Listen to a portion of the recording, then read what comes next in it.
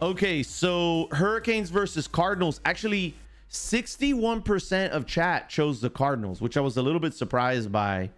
But so the Hurricanes do end up winning 47-34. And so, of course, I got that one right because I'm so good. Celtics versus Heat, game 3. The series was 2-0. This was a tough one, but I was like, there's no way the Celtics are going to go down 0-3. I don't think so. And we kind of highlighted the situation in game 1 and game 2 on why I thought the Heat were able to win those games. And I really feel like game 2, Eric Spoelstra won that game. And I think last night, I think Brad Stevens made some really big coaching adjustments so I'm going to give him the coaching victory for last night. So I think that's kind of cool. And that was one of the things that we highlighted going into this series was the coaching matchup where I said I give the edge to Eric Spoelstra, but I think Brad Stevens is a really good coach. And so it'll be interesting to see how it plays out. And so right now, I think you can say that in terms of the coaching battle, I feel like right now they're tied. Yeah, I think they both have had such a strong impact on those two games. So anyway, so Celtics wind up winning it. Again, it was really close in chat. For those of you that don't know, though, if you take a look at this screen, right? So since these are the old pick'ems, we give you the results, right? So going from left to right, you've got the score of that team. Then you see a percentage, and that's the percentage of Twitch chat that selected that team or fighter, okay? Then there's a little logo of this, the logo of the channel. That's who I picked, okay? And then in the center, it tells you what the sport is, what the matchup is. So it's the Eastern Conference Finals, game 3. It tells you the day, the date, and the time. So anyway, so it ends in a draw with Cowboy and the hybrid. So everybody gets credit for that.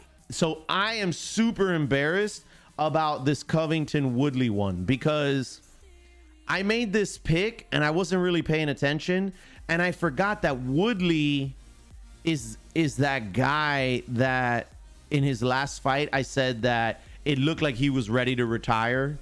Like it looked like he wasn't really engaged. It seemed like he was disinterested.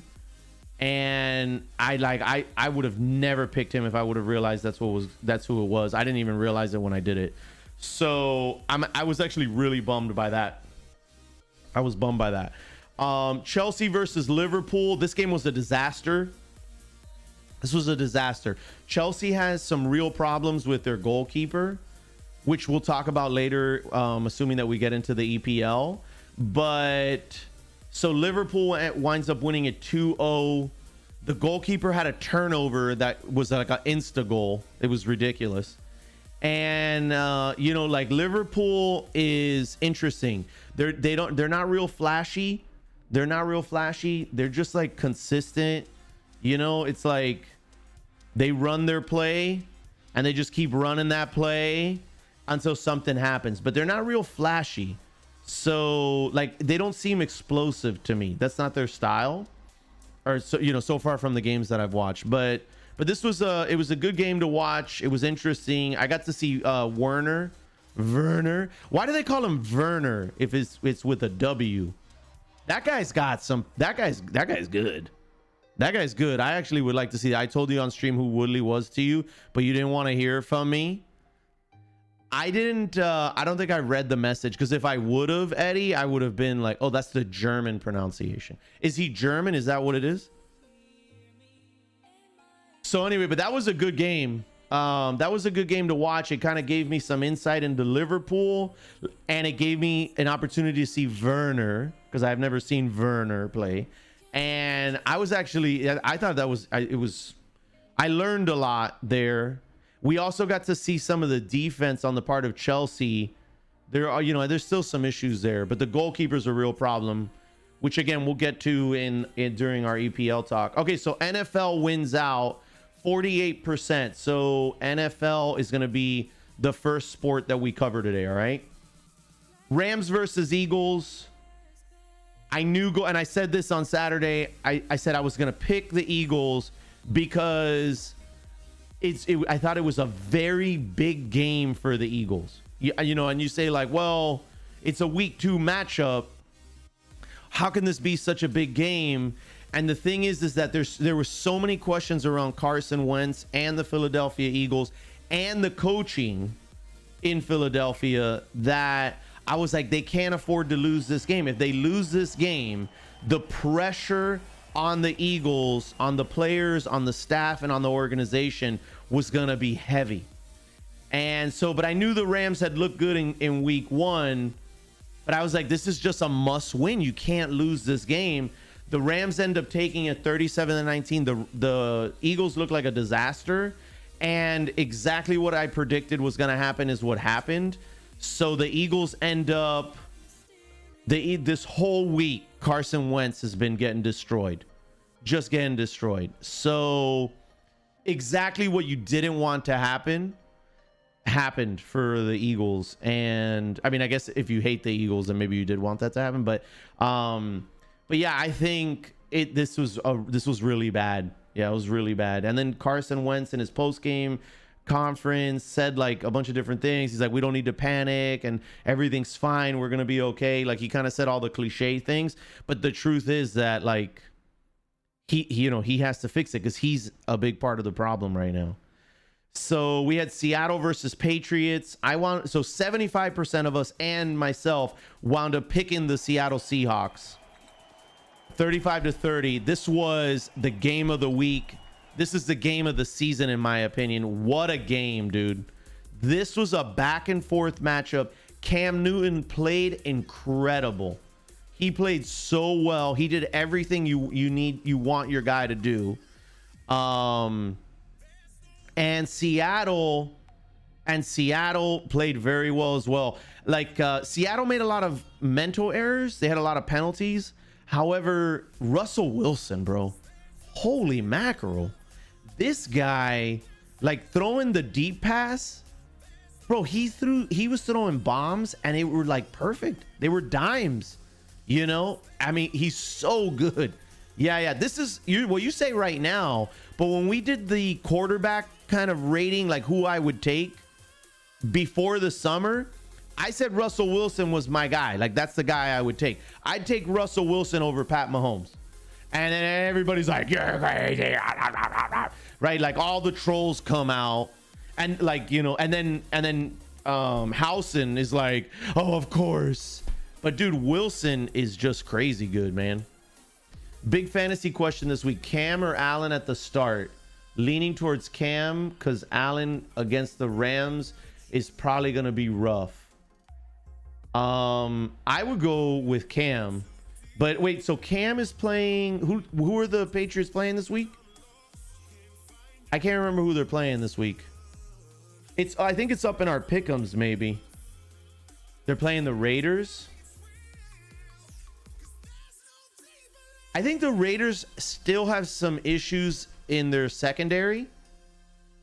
The Raiders defense is better than what people thought and think, right? Like, so Housen, when I told Housen back in May, June, that the Raiders were a good team and that they were going to be contending in the next year or two, he was like, you're crazy. Their defense is terrible. Their offense is terrible. He said all these things. And so the Raiders defense is already much better than where it was before. Much better than before. But their secondary still has some issues. Like, I think that's the weakest part of their defense right now is their secondary. So if I was you, I think I'd go Cam. Yeah, I think I'd go Cam. No, we have not talked NBA yet. Best of CNA. No. Right now we're covering our pick'ems.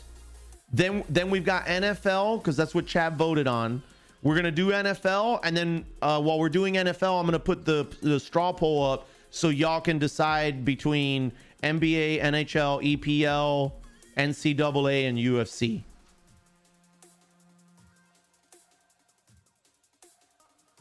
What are throwing touchdowns in that league? Oh, that's a good question, actually. Yeah. Wilson's so good right now. Wilson has been good for so long, just under Brady and Breeze, so no one gives him the MVP hype, but this year might be the year. You know, yeah, that's a good point in terms of the MVP stuff. Yeah, for sure. How closely do you follow all these sports? You watch every game of these sports? No, that's not possible. Yeah, that's not possible. I try to watch as many games as I possibly can, right? So this was something that we were discussing, I think, on Monday, Best of CNA, which is and when we finish our pick'ems, we're gonna talk about NordVPN. So the channel is now sponsored by NordVPN, and I actually started using NordVPN last week to try to be able to get access to more games, because the problem that I run into is that all of the rules around like what games get televised in certain areas and all this stuff, like last week I really wanted to see the Ravens versus the Titans. That was one of the games I wanted to see. Like, I wanted to see the Bills versus the Dolphins, because I wanted to be able to take a look. I wanted to be able to watch Josh Allen play and see if, you know, like, I wanted to kind of like see the pace of the game or whatever.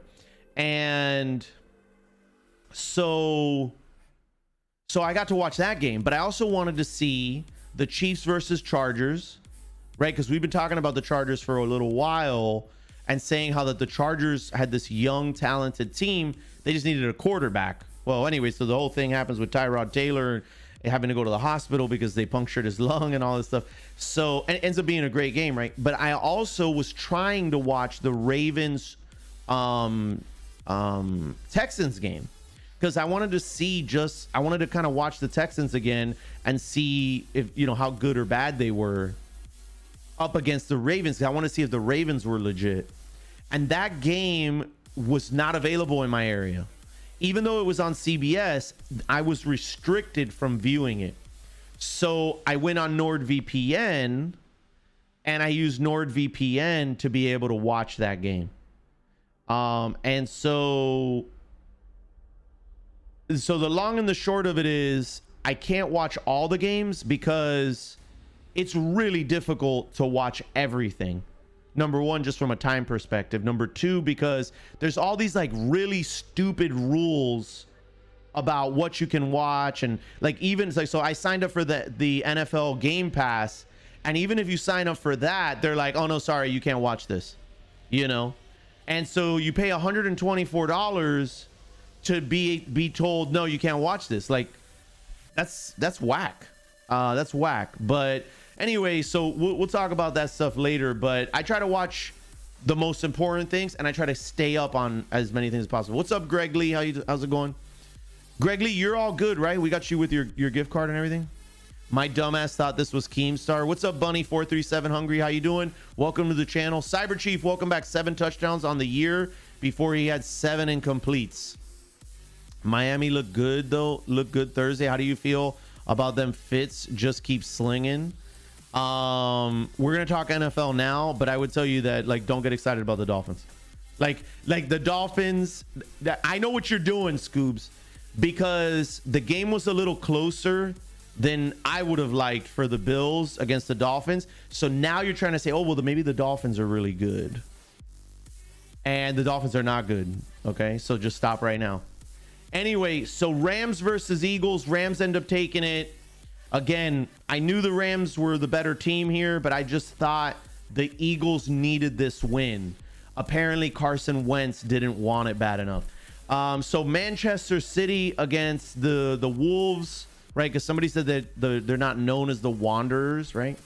But so anyway, so Manchester wins 3-1. And of course, we are repping the team in the EPL that has the most integrity. This is Manchester City is not only the winners of this game, but they are the team, the unit, the organization that has the most integrity in all of the English Premier League, and maybe in the world. So, I mean, whatever. Like, don't get upset. Don't be jealous.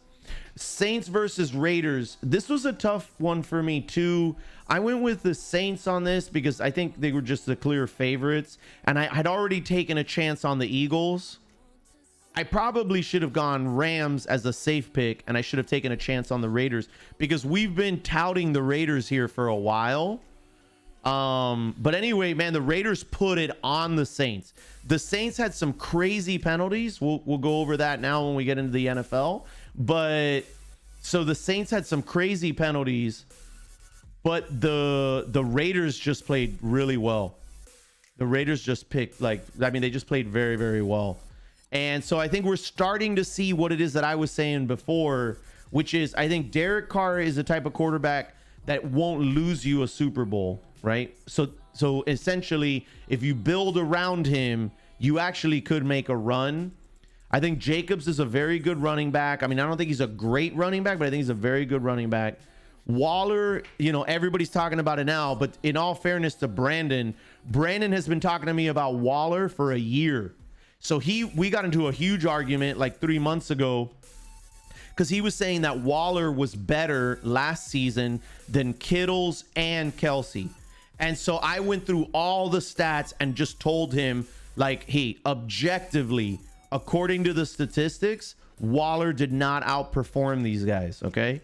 And so we kind of went over all of that, and he was like, whatever, blah, blah, blah. But shout out to Brandon because he called it, man. This Waller guy is no joke, He's no joke. So, and again, the Raiders defense is definitely getting better. We're going to talk about this game when we get into the NFL stuff.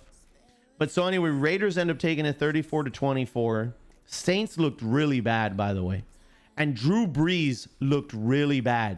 If you go back and you watch this game, I don't know if you ever recorded or whatever. I record all the games. But Drew Brees is actually like, I'm not going to say he's struggling to throw the ball deep. But when he goes to throw the ball deep, I mean, he's like lunging. So I don't know. Drew Brees doesn't look all that great to me. Malcolm Jenkins got smoked in this game. It was really bad. So Lakers versus Nuggets. We went Lakers. Lakers wind up taking game 4. What I had thought was I thought the Nuggets would take game 3, which they almost did. But Anthony Davis hits a 3 with like 1.2 seconds left, wins the game. And so, or actually it might have been a buzzer beater, I don't remember now, but anyway, so I thought the Nuggets would take game 3 and the Lakers would take game 4. So Anthony Davis hits a great shot. Got to discuss that today too, and we got to talk about their most recent game. But so Nuggets, they fall game 3, and then they fall last night game 4. And we'll get into all that. And then finally, game 4, which was last night as well, Lightning versus Stars. So the Lightning end up taking it 5-4. This was a devastating loss for the Dallas Stars. Devastating loss. The series was 2-1. Dallas played great. They came out like right away in the first period with 2 goals. With, I think, like 32 seconds left in the first period. 32 seconds left in the first period. The Stars relaxed a little bit and they just defensively got lazy and they gave up a goal. I mean, it was so bad. We were all watching. My kids were watching and my wife was watching. And I was like, that's just terrible. And so the period ended and my wife was like, what's the big deal? I was like, because I walked away and I was like, I can't believe they gave up that goal. That's such a terrible goal to give up. Like that's really, really bad. And if they don't give that one up, they win the game 4-3 and they don't go into overtime. This game did go into overtime, and unfortunately the officials made a really big mistake in overtime. They made a very, very bad call and the Lightning capitalized on it. Their power play is insane right now. And so, yeah, man, the Stars are down 3-1 now. The Stars are down 3-1 now. We had an individual named Moses that was in the chat on Saturday. And he was, I can't remember exactly what he was saying, but he was basically saying how like the Stars were were not good scorers. So after the show, because I disagreed with that, and so because I told him, I said that you're saying during the regular season, but not during the playoffs. And so I went back and I looked, and so if you look at the scoring, so prior to Saturday's game, because I don't know at this point because I haven't double checked it, but prior to Saturday's game, the Lightning had 57 and the Stars had 52 or 53. So I mean, they were like really close scoring wise, and you would think you'd give the edge to Dallas defensively, but you know, I just feel like they've taken some plays off, and you cannot take any plays off against the Lightning because offensively. So but anyway, so these wind up being the this winds up being the shindig here, the results, if you will, for last week. So let's find out who won. By the way, let me say good morning to Suspense, Aqua. What's up, y'all? How you doing? Welcome back. Tampa has the better goalie. Yeah, for sure they do. Man City, what's up, man? I am floofy, integrity, honesty. You know what I'm saying? That's what Manchester City represents, man. Excellence. Okay, excellence. So let's take a look at who won. Oh, no, sorry about that. So I'm Hyanek is the winner, and so we actually had two people that got 10 of the games right yesterday. We had I'm Hyanek and Seagood. Seagood, I think, was a runner-up last week too. Yeah, so Seagood is on point. Man, shitty. What's up, Tom Arnold? How you doing? Floofy, thank you for the follow. Welcome. So yeah, so anyway, so Seagood, I think it's 2 weeks back to back. So the way our tiebreaker works here is there's a timestamp when you put your picks in. So whoever gets the highest number right and has the better entry time ends up winning. So that's our tiebreaker, is the entry time. So but anyway, so Hyanek is the winner. So we'll get in touch with Hyanek for the gift card and all that. And then Seagood was runner-up, same amount right, 10-10. That's actually really good because, I mean, basically got one game wrong, and more than likely, if I had to guess, was probably the Saints Raiders game, if I had to guess. So that's that. And then, and actually, you know, if you really think about it, it's pretty impressive because we're covering soccer, NFL, NBA, UFC, and NHL. I mean, that's pretty tough. Toronto, look at that. Toronto wound up with 9. Vikalu with 9. Good job, Vik. Cankle did pretty good there. Anybody else? Matty Berg. Patch Adams had 8. That's respectable. Shadow had 8. I don't know how that happened. I think Shadow's starting to secretly watch sports. Hapless, I mean, 8's pretty good. Suspense got 8. I wound up with 7, but I did take some chances. Number 1, I messed up on my UFC pick, so that would have been 8 because I would have never picked Woodley if I would have realized what the hell was going on. So that would have been 8, right? I took a chance with Philadelphia because I was like, man, that's a must win. That would have been 9, right? That would have been 9. So I don't know. Silent wound up with 7. Wisconsin Wookie. So 7, actually, interestingly enough, 7 is like our thickest group. Wow, 7 was our like really, really thick. Johnny Boy even got 7. That's actually pretty impressive. That's pretty impressive. And then Kinger only got 6. So sorry, Kinger. Where is Spoobs on this list? Hold on a second. I gotta check this list. I need to find Spoobs. Where is Spoobs? I feel like Spoobs doesn't take a lot of chances though. Usually goes pretty conservative. I don't see you anywhere, Spoobs. Spoobs, how bad are you at this? Oh man, I'm like actually quite embarrassed for you. Oh, Spoobs, you only got 6? Come on now, Scoobs. You only got 6? Come on, Scoobs. So Kinger, Scoobs, Big Bear, Huddy. Poor Huddy. Housen, Drifter Punk, O'Marion, Blano. Man, you guys, dude. You were 31st in battle trivia, so Ford, Mr. Ford. Eddie, you got 5? Eddie, really? Barely trying was clearly barely trying. Mr. Money, Cheeky at 5.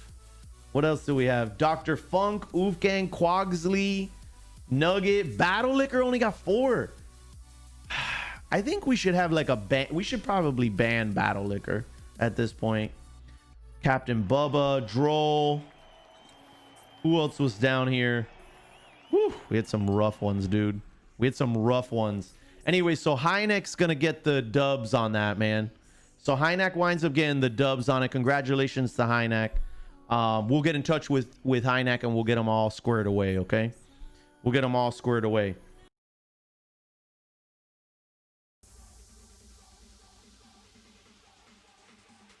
I don't know. This is actually a really tough game. This is a very tough game. So I'm gonna go. So these are gonna be my picks, okay? I'm gonna enter my picks. No chance Pats lose. Really, Beth? You think so, huh? Okay, so I'm gonna go Sooners on mine. I'm gonna go Sooners. I'm gonna go Nuggets, man. Dude, there's no way the Nuggets don't win a game, bro. Raiders 69, Pats 0. Thank you for the follow, by the way. Welcome to the channel. How y'all doing?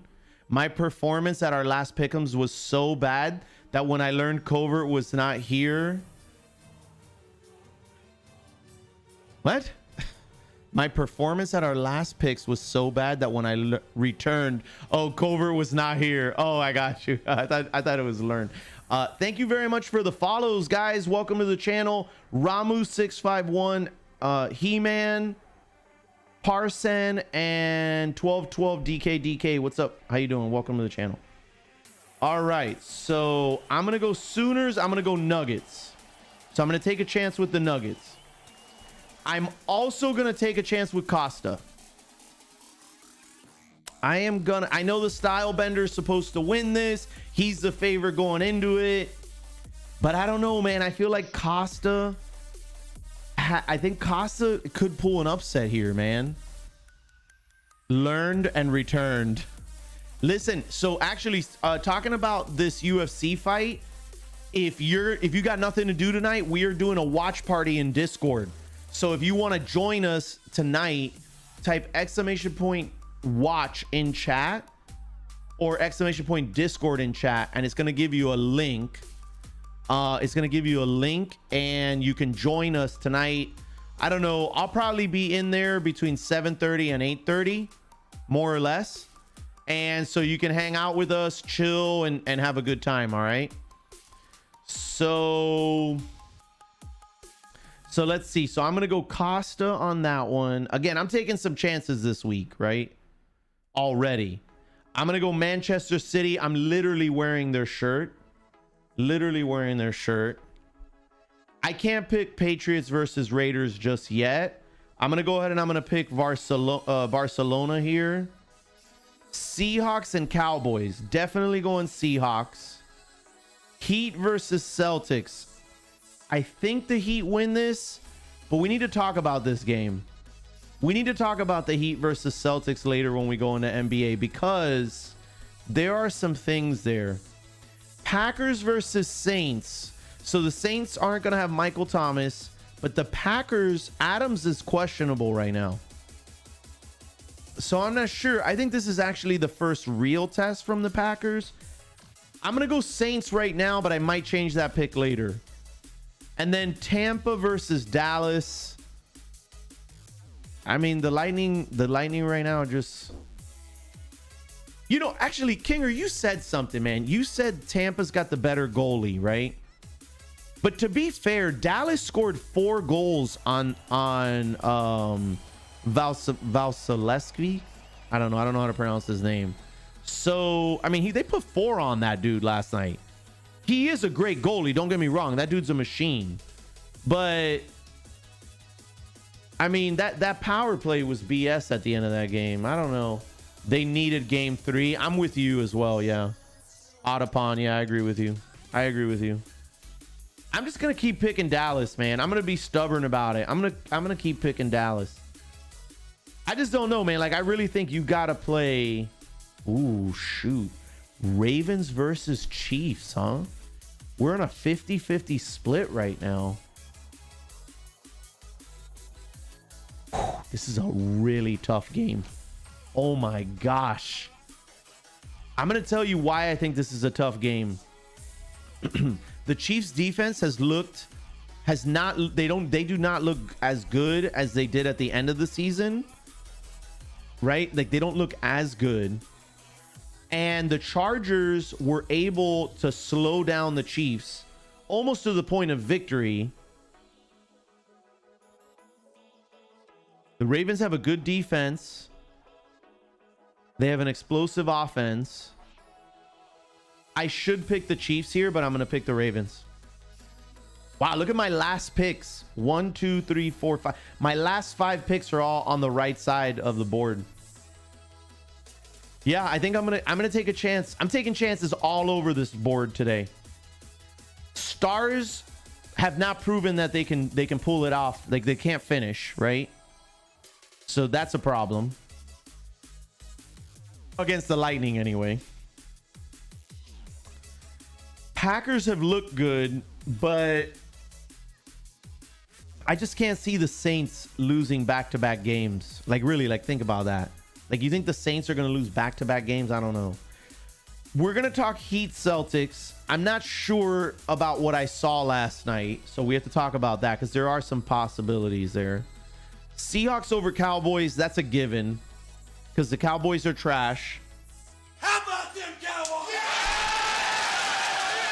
The Cowboys are trash. I told myself I wasn't going to say stuff like that anymore, by the way. I'm not supposed to call teams trash, but I don't know what you like. So I think the Cowboys are overrated. They are, though. Yeah. So, okay. So let me just recap. I just want to make sure that I feel good about my picks. Sooners over Wildcats. I'm going to go Nuggets over Lakers because the Nuggets have been like right there. They just haven't been able to finish. And I kind of feel like, bro, they got to pull one out. That's embarrassing if they lose game 5. That's embarrassing. Or game 6, I should say. Sorry. So or game 5. No, it's game 5. So I'm going to go Nuggets here.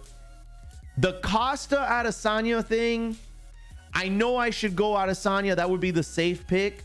But I just feel like there's an upset coming here. Manchester City is a lock. That's a given. That's a for sure. They're not going to lose that. The team with the most integrity in the entire world, organizationally, athletically, their staff, everything, right? No way Manchester loses that game. Patriots, Raiders, I need some time. We're going to talk NFL now. Maybe we figure it out together. Barcelona, for sure.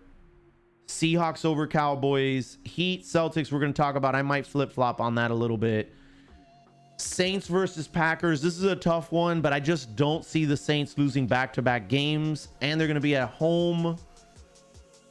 Let's see here. Stars versus Lightning. That's not the safe pick, and the Ravens over the Chiefs are not the safe pick.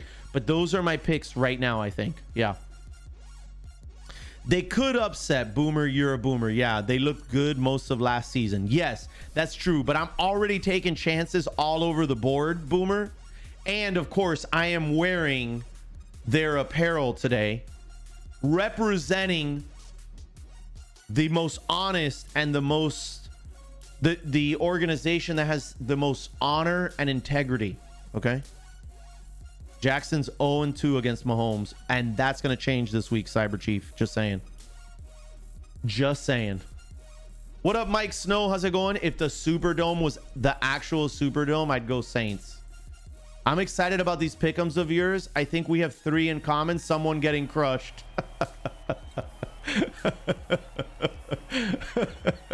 I love the Lions, but they have the reputation of a wet blanket. Word to the mother, son.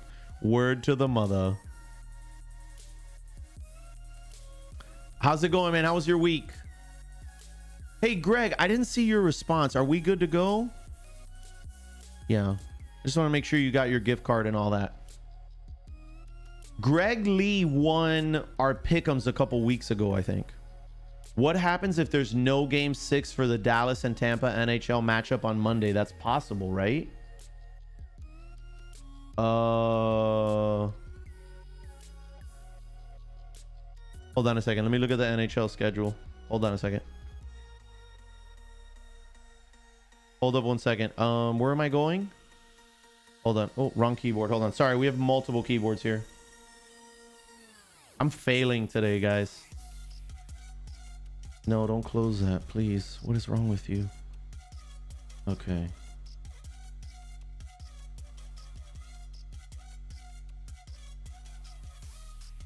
Maybe we made a mistake there. I don't know. So they played last night. They're going to play tonight? Why are they playing back-to-back nights? If Tampa wins tonight, it won't happen. Okay, so listen here. Listen here. That game says Monday, but hold on. I think I can fix that. Hold on a second. I think I can fix that. Let me fix that. So that's not going to be the Monday night game. So if you need to change your pick, that's okay. I should be able to change this for you. Hold on a second. Hold on a second. Pick'ems. And this is September 26th, right? Yeah. Matchups. Yeah, so we're gonna go. This is gonna be the 26th. I'm gonna update that. Yeah. Okay. All right, I just updated that, and I'm also gonna update. Give me a second. I'm gonna update this for you on screen, and that way it reflects it for y'all. Okay. Yeah, that was just a mistake. It's okay. Boom. Okay, so that game just moved to the top of the board because of the schedule. Okay, so that's gonna be for tonight's game. All right. Hold on, let me get my notes back up real quick. Okay.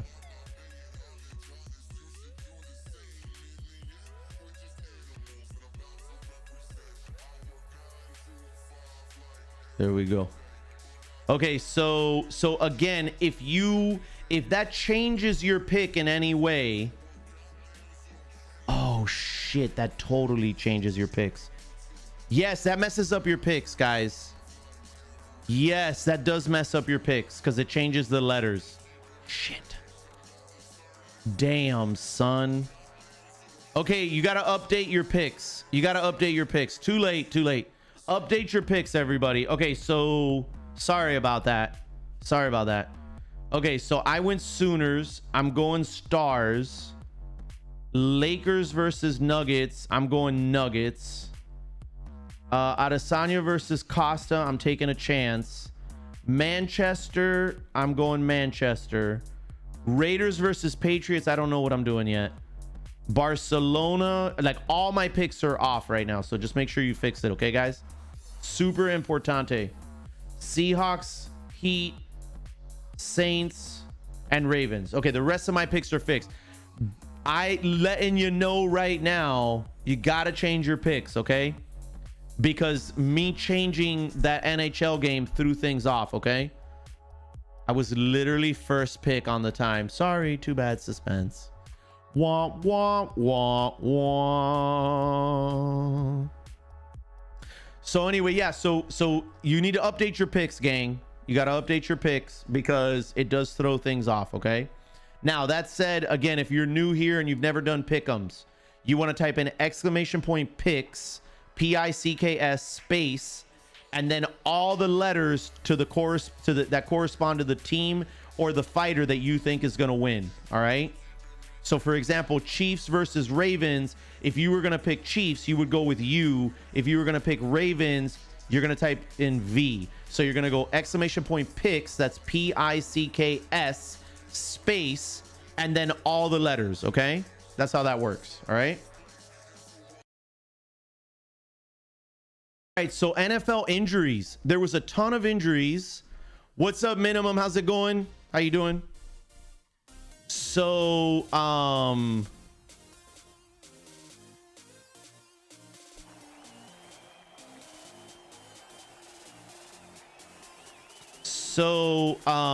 what was I saying? Okay, right. NFL injuries. So there was a bunch of injuries in the NFL. So Nick Bosa out for the season. Saquon Barkley out for the season. Christian McCaffrey is going to be out for multiple weeks. And Drew Lock is out 2 to 6 weeks. So now the issue for the Niners is they're down Nick Bosa, right? They're down Kittles, right? Because Kittle hasn't played, and he's not going to play this week. And Garoppolo is out as well. So Garoppolo has a high ankle sprain. And so the Niners have already announced they're not going to start him. And Richard Sherman is out. Yeah, so I mean, the Niners are in real trouble. But the biggest thing is Nick Bosa, I think. Because, you know, Nick Bosa, so they already lost a guy on the D-line, right? They lost a guy on the D-line. And now they lose, it's a free agency, right? And now they lose Nick Bosa. And I just feel like the heart and soul of that defense was their pass rush. And the fact that they just lost their best pass rusher, they lost their quarterback, they lost a DB, they don't have their tight end. This is tough. Like, I'm not saying they don't make it to the playoffs, but yo, we were talking about the West last week. And if we look at the NFC West, dog, this is tough. The NFC West, listen to this. Arizona Cardinals, they're hot. Seattle Seahawks, I think, are one of the best teams in the NFL. Los Angeles Rams, they're hot. And then the 49ers. Like, there's actually a possibility the Niners don't make the playoffs now. Cardinals look damn nice. Did you know the 49ers blamed the turf on the field for the injuries? No, I didn't know that. I did not know that. But I mean, it's a possibility. I mean, that was a lot of injuries. What's up, Mr. Brown? Mr. Brown, hi, welcome back, by the way. Mr. Brown said Niners are dead. Best wide receiver in the game. Who's that, Minimum? Yeah, Solomon Thomas is out too. Yeah. The Niners are in trouble, dude. Seattle's defense is whack, though. I don't think the Seattle's defense is whack. You think it's whack? I think they commit a lot of penalties. They could have been wearing the wrong studs on their cleats for that surface as well. Yeah, they blame MetLife Stadium. They said the turf was not good. Russell Wilson will carry that team. He's very good, yeah. Now, okay, so I think the Niners were the team that got hurt the most in this, okay? I think the Niners were the team that got hurt the most. But can we talk Saquon Barkley, bro? Saquon Barkley was injured last year, right? He missed a bunch of games, and now he tears his ACL. You think this guy's career is done? I don't know. Like, this is... Like, if you're a Giants fan, or even if you're in the Giants organization, man, this is a pretty heavy blow, I think. This guy was a first-round pick, first pick overall by the Giants, gets hurt last year, and then now tears his ACL, a generational talent. He won't come back to top-notch like they want. A bust due to a lackluster team that depends on him too much. Well, it's interesting because you guys say he's a generational talent, but I've looked up his stats. I did a little bit of digging on him earlier in the summer, and we touched on it last week a little bit. Let me look this up again. Hold on a second. So Saquon Barkley, if you look up his stats, if you look up his stats, so the majority of his yards come on breakaway plays. And so, hold on. And so, I don't know. I kind of wonder how good he actually is. Now, you might say, well, that's because their offensive line is trash. I don't know why I can't pull up his stats right now. Hold on a second. Sorry, I didn't put it in my notes because I didn't think we were going to go into this discussion, but hold on. So if we look at his... Wow, that was hard to find for some reason. So this season so far, he's had...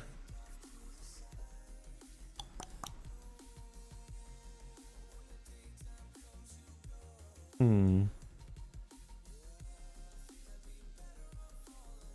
I don't know why I'm struggling here. Okay, here we go. So he's played in 2 games this season. He's had 19 attempts. He's had 34 yards. He's averaged 1.8 yards a carry.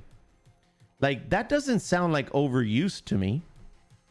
He's had 19 carries this year. You can't use this season's stats? Why not? That first game was so bad. Okay.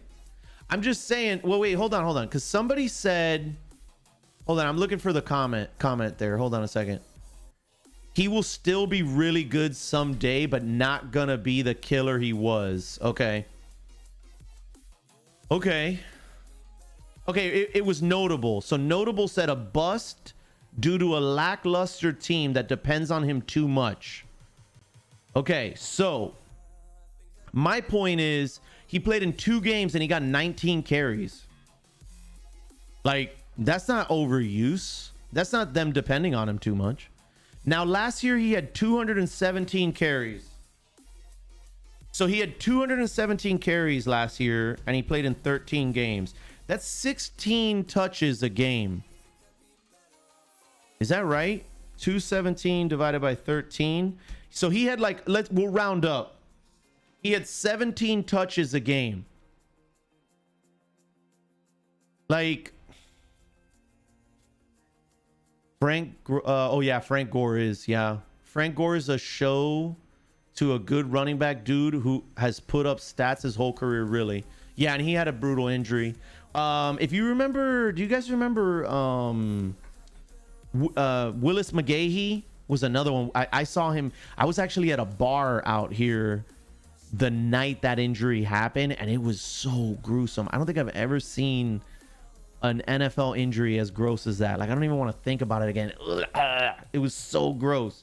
And McGahee did well, you know. He played well for the Ravens, but he wasn't like the superstar. Saquon is a decent running back. The people who are saying he's a killer running back is all because of fantasy football. He racks up fantasy numbers for your team. That doesn't make him an elite running back. I think I agree with Mikey C. Blaze on this.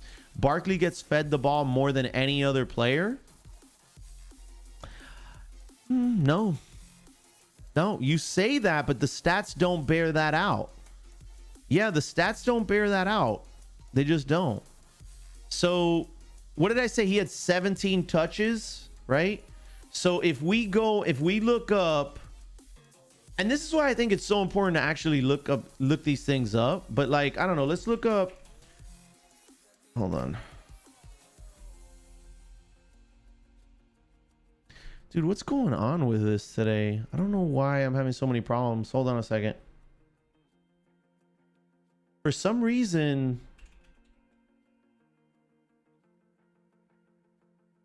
I'm having trouble with my stats thing today. So let's see. So Travis Henry last year.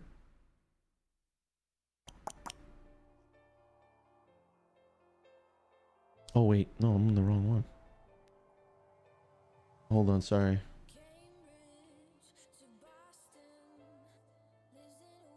Sorry, I put Travis Henry.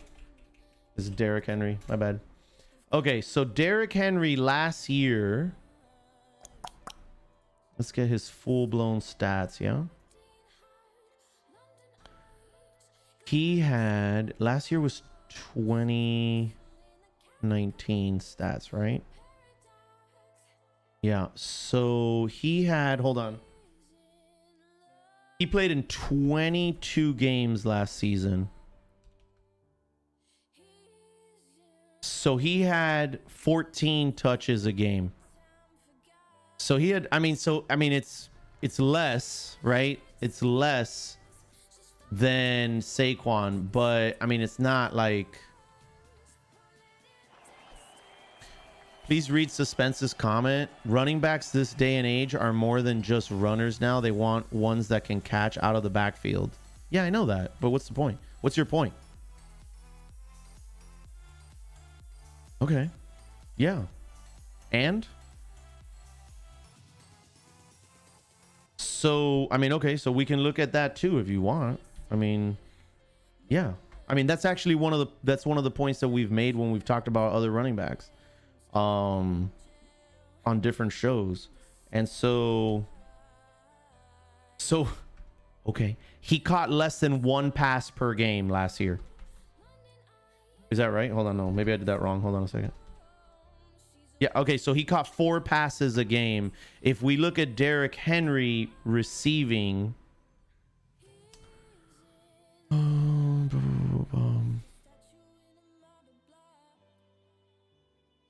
no, this one actually includes that. Actually, this is actually a better way to do it. Hold on. So if we look at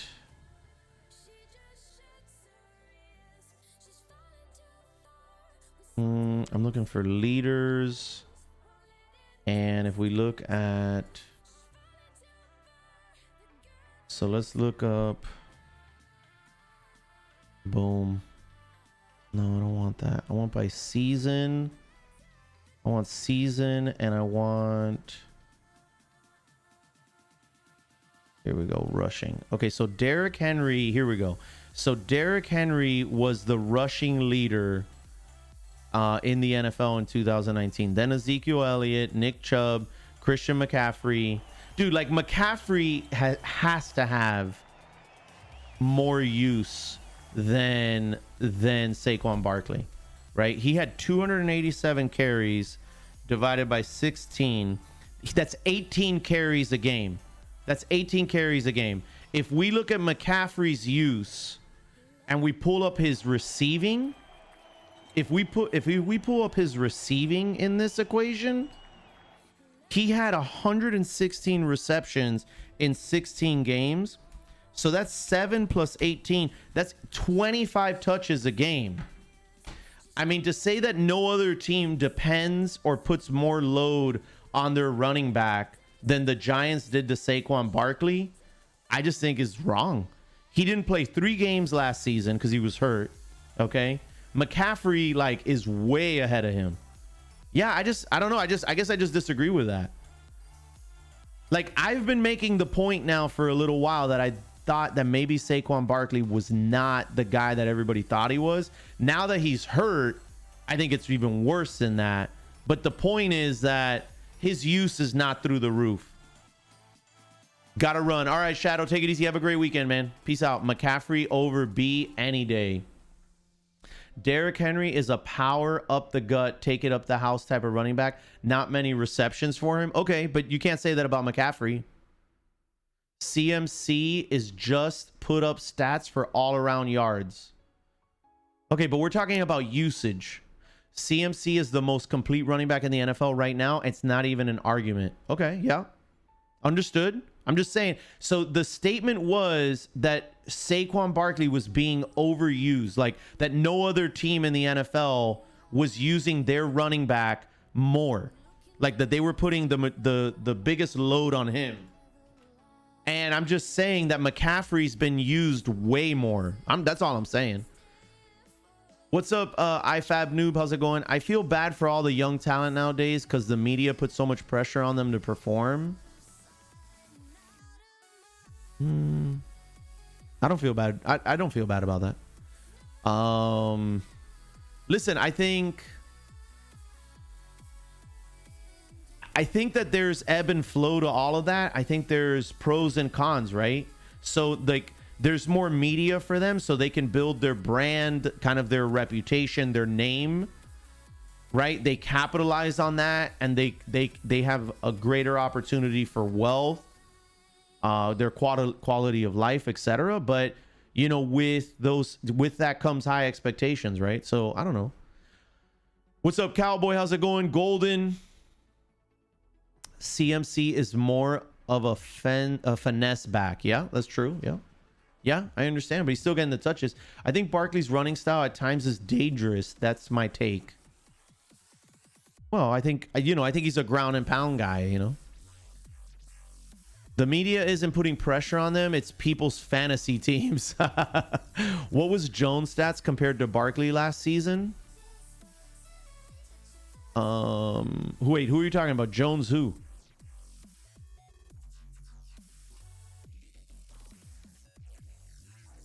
If you can't handle the pressure of today's league, you shouldn't be playing. Oh, Aaron Jones. Aaron Jones. Hold on. Man, I don't even see him. Oh, yeah, here he is. So David Montgomery outperformed Saquon Barkley last year. Aaron Jones outperformed him. Todd Gurley outperformed him too. Oh, but that's in terms of attempts. So yeah, so in terms of attempts, just to kind of give you guys an idea, Saquon Barkley in terms of rushing attempts, just rushing attempts, not pass catching, he was the 18th in the NFL. He was 18th in the NFL. Derrick Henry, Ezekiel Elliott, Nick Chubb, McCaffrey, Chris Carson, Joe Mixon, Fournette, Dalvin Cook, Marlon Mack, Sony Michel, Le'Veon Bell, Carlos Hyde, Josh Jacobs, David Montgomery, Aaron Jones, Philip Lindsay, Todd Gurley were all used more than Saquon Barkley last year. If I would have just realized that that's how it was sorted, I could have just told you that, and we could have just, like, it would have been a lot easier. But anyway, if you want to know what Aaron Jones' usage was, Aaron Jones had 1,084 yards rushing last season. Pardon me. He had 474 yards catching last season, and if we were just to take his usage last season, we're looking at 236. Actually, hold on, 236 plus 49 receptions. That's 285 divided by 16. It was 18. So again, his usage rate was higher. His usage rate was higher than Saquon Barkley's also. Yeah.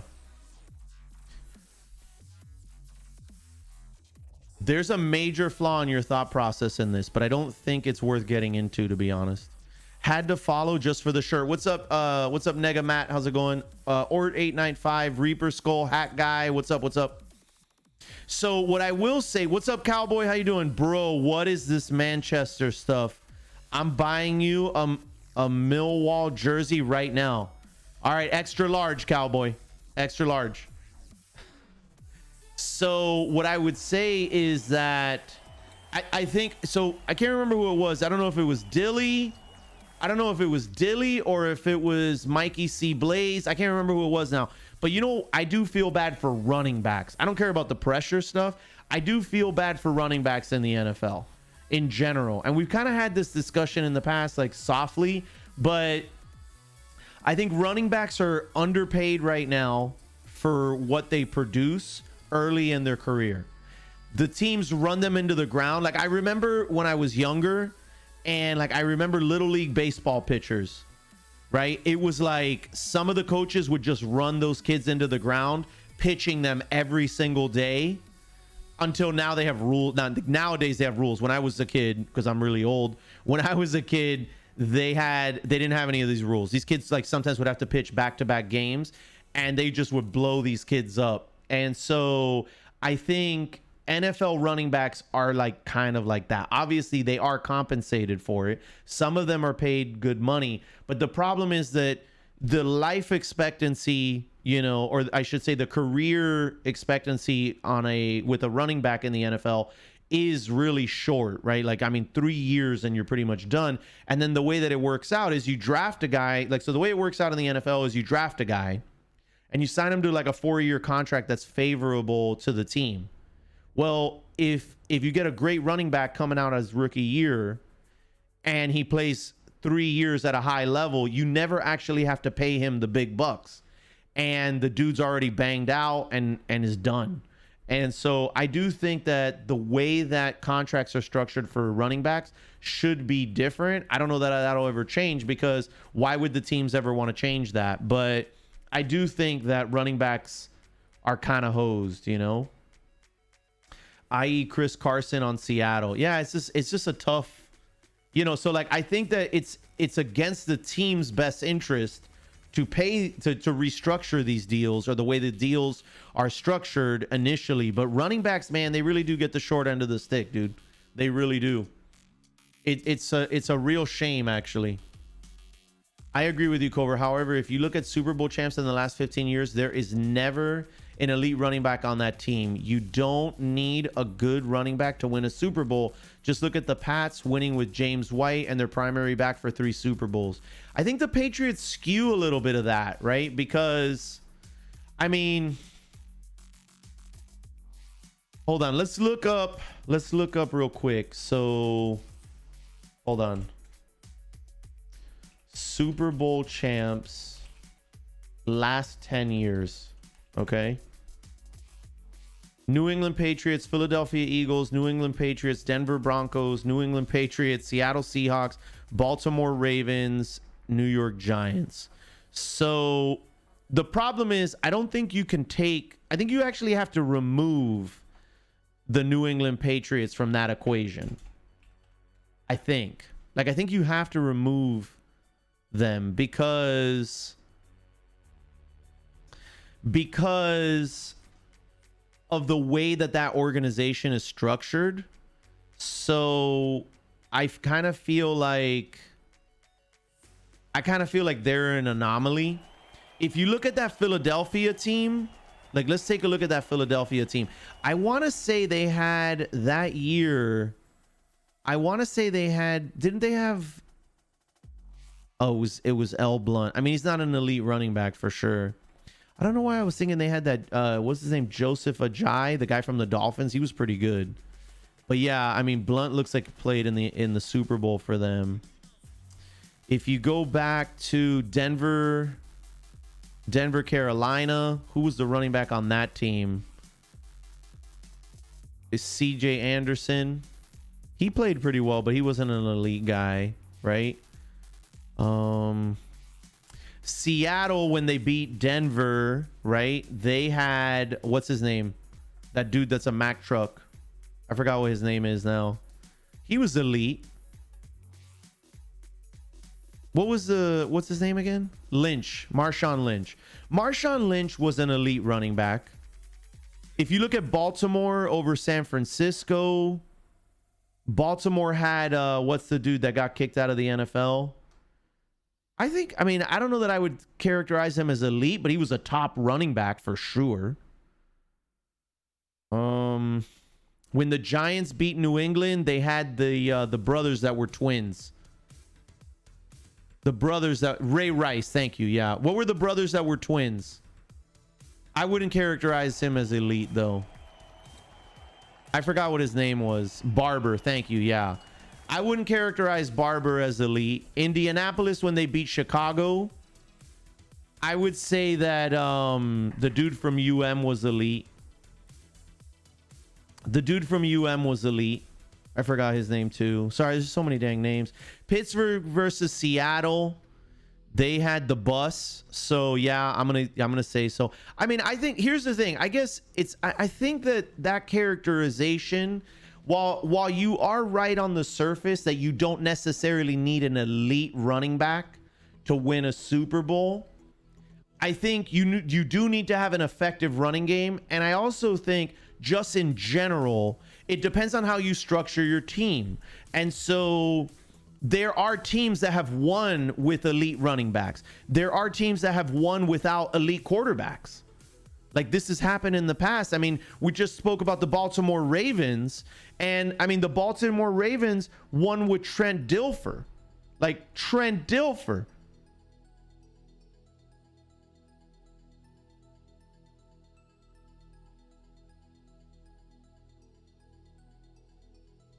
I mean, I guess this is like where you just like do the thing, right? Because like, so I don't know. I mean, I'm just saying, I think that the way the deals are structured for the running backs, Trent who?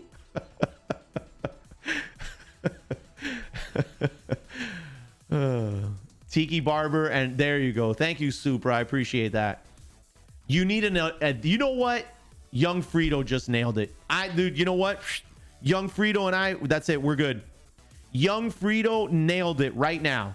Not the host of the show, not the rest of Twitch chat, but Young Frito. Young Frito 69 said, you need an elite O-line. And you know who has an elite O-line? The Raiders, dude. The Raiders. So I'm going to skip over the Bills for right now, and we're going to go straight to the Raiders. And I put here Raiders explosive. If we look at that game, so Derek Carr was 23 of 38, 284 yards, was averaged 7.5 yards per reception or per pass, 3 touchdowns. He had a 79% QBR and 120.9 rating. Josh Jacobs was 27 for 88 yards rushing. Again, we're talking about overuse on running backs. And Darren Waller had 12 receptions for 105 yards, 8.8 average per catch, and a touchdown. Now, Waller was like the big thing here offensively. But like I think the headliner for the Raiders is their offensive line is insane. Like, their offensive line is crazy good. Look at the Chiefs early 2000s elite O-line and couldn't win a playoff game. I'd have to look at the roster. Yeah, I'd have to look at the roster. I mean, that isn't to say that isn't to say you don't need people at skill positions, right? Like, I think you have to have one or the other. I think you either have to have an elite quarterback or an elite running back. Because I do think that there are plenty of examples, Dilly, where teams like, so for example, the Baltimore Ravens, right? Like, offensively, they didn't win that, right? They won that on the defensive side of the ball. Their defense was so stout, right? So I think there's different ways to skin this cat, and I think teams have done it in the past. I also think the NFL's changed so much over the last, let's say, like 3 years with some of these rule changes, and so now offenses have a distinct advantage over the defense. And I think throwing the ball, I do think you have an advantage over running it currently because of the way the quarterbacks are protected. So I think that, ooh, that's a terrible shirt. How dare you? Trouble, do you have no integrity, no honor? So anyway, but the Raiders look really good. Doesn't help that half of the Patriots defense opted out for sure. Or yeah, I think that's the big issue. Yeah, no honor. They're getting there as a fan. I think they are almost there, but they are not fully there. Who's that hat guy? We are the best fans in the NFL. Uh-oh, I missed something. Oh, Buffalo Bills fans. We can go back to Buffalo if you want. Whoops, I went the wrong way. So Bills, I put Bills factor fiction, right? So if we look at the Bills schedule, let's pull that up. Hold on a second. So far, anyway. So Buffalo Bills schedule, perfect. Okay, so if we look at the Buffalo Bills schedule up until this point, they played the Jets and they played the Dolphins. So this is where I trigger the Buffalo Bills fans a little bit. Is I'm actually not sure how good the Bills are. Their defense has not played all that well. So they beat the Jets 27-17, so 10 points, and the Dolphins 31-28. And that game was actually even closer than that. Like, the Dolphins still had a chance to win, and Allen almost threw an interception at the end of that game, which, like, I think could have been that could have been the game right there, because, you know, the Dolphins marched down the field and they scored. So I feel like the Bills haven't played anybody, and they're supposed to have this sick, nasty defense, and the Rams are hot. So the Bills, I think this is, so check this out. The Bills are going to play the Rams tomorrow. They're going to play the Raiders next week. Then they have the Titans, whatever. We'll see what happens. And then they play the Chiefs. So the next 4 weeks for the Bills is going to be real interesting for me. Last game, we didn't have 2 starters. Yes, Hat Guy, that's what Scoobs was telling me. Scoobs was telling me that you guys are missing your 2 starting linebackers. So let's see what happens. Do you guys know if they're going to be playing this week? Bills need to pressure Goff. We have a hard schedule. It will make or break us. I got Bills winning by 13. Really? Bills 7-0 then. What's up, Radical? How's it going? Welcome, welcome. Did I miss anybody else that came in? Outrage, what's up? Good morning. Supra, James Brown, Young Frito, what's up, man? I think I said hi to everybody else. What's up, guys? Welcome, welcome. Pleasure to have you all here with us. Bills need to make Goff start seeing ghosts. I think they will lose to Raiders and Chiefs. You think they're going to beat the Rams? I actually really wanted this game in the pick'ems, but we were trying to like have diversity. I was going to pick against the Bills this week. I just want to see the Chiefs lose because it'll be fun with Housen. Only reason. Well, I mean, they might lose to the Ravens this week. I don't know. I think they are still out. And we also have Knox questionable. I think it's going to be a chess game for sure. You do think the Raiders are doing so far? How do you think the Raiders are doing so far? I think the Raiders are doing really well, Reaper. Yeah. I still don't like, I'm not going to overhype the Raiders. I'm going to stick to what I said in the summer, which is I think the Raiders are a year away. Yeah. I think the Raiders are a year away. I think that they're going to contend. I think they'll make just a strong possibility the Raiders make the playoffs this year, but that doesn't really tell me anything. Like, I don't care about that, especially because the NFL added a team to the playoff picture anyway. But I feel like the Raiders are still going to come up short. You know what I mean? But either way, the West is insane. The West is so crazy, dude. So did I put that in here? No, I don't think I did.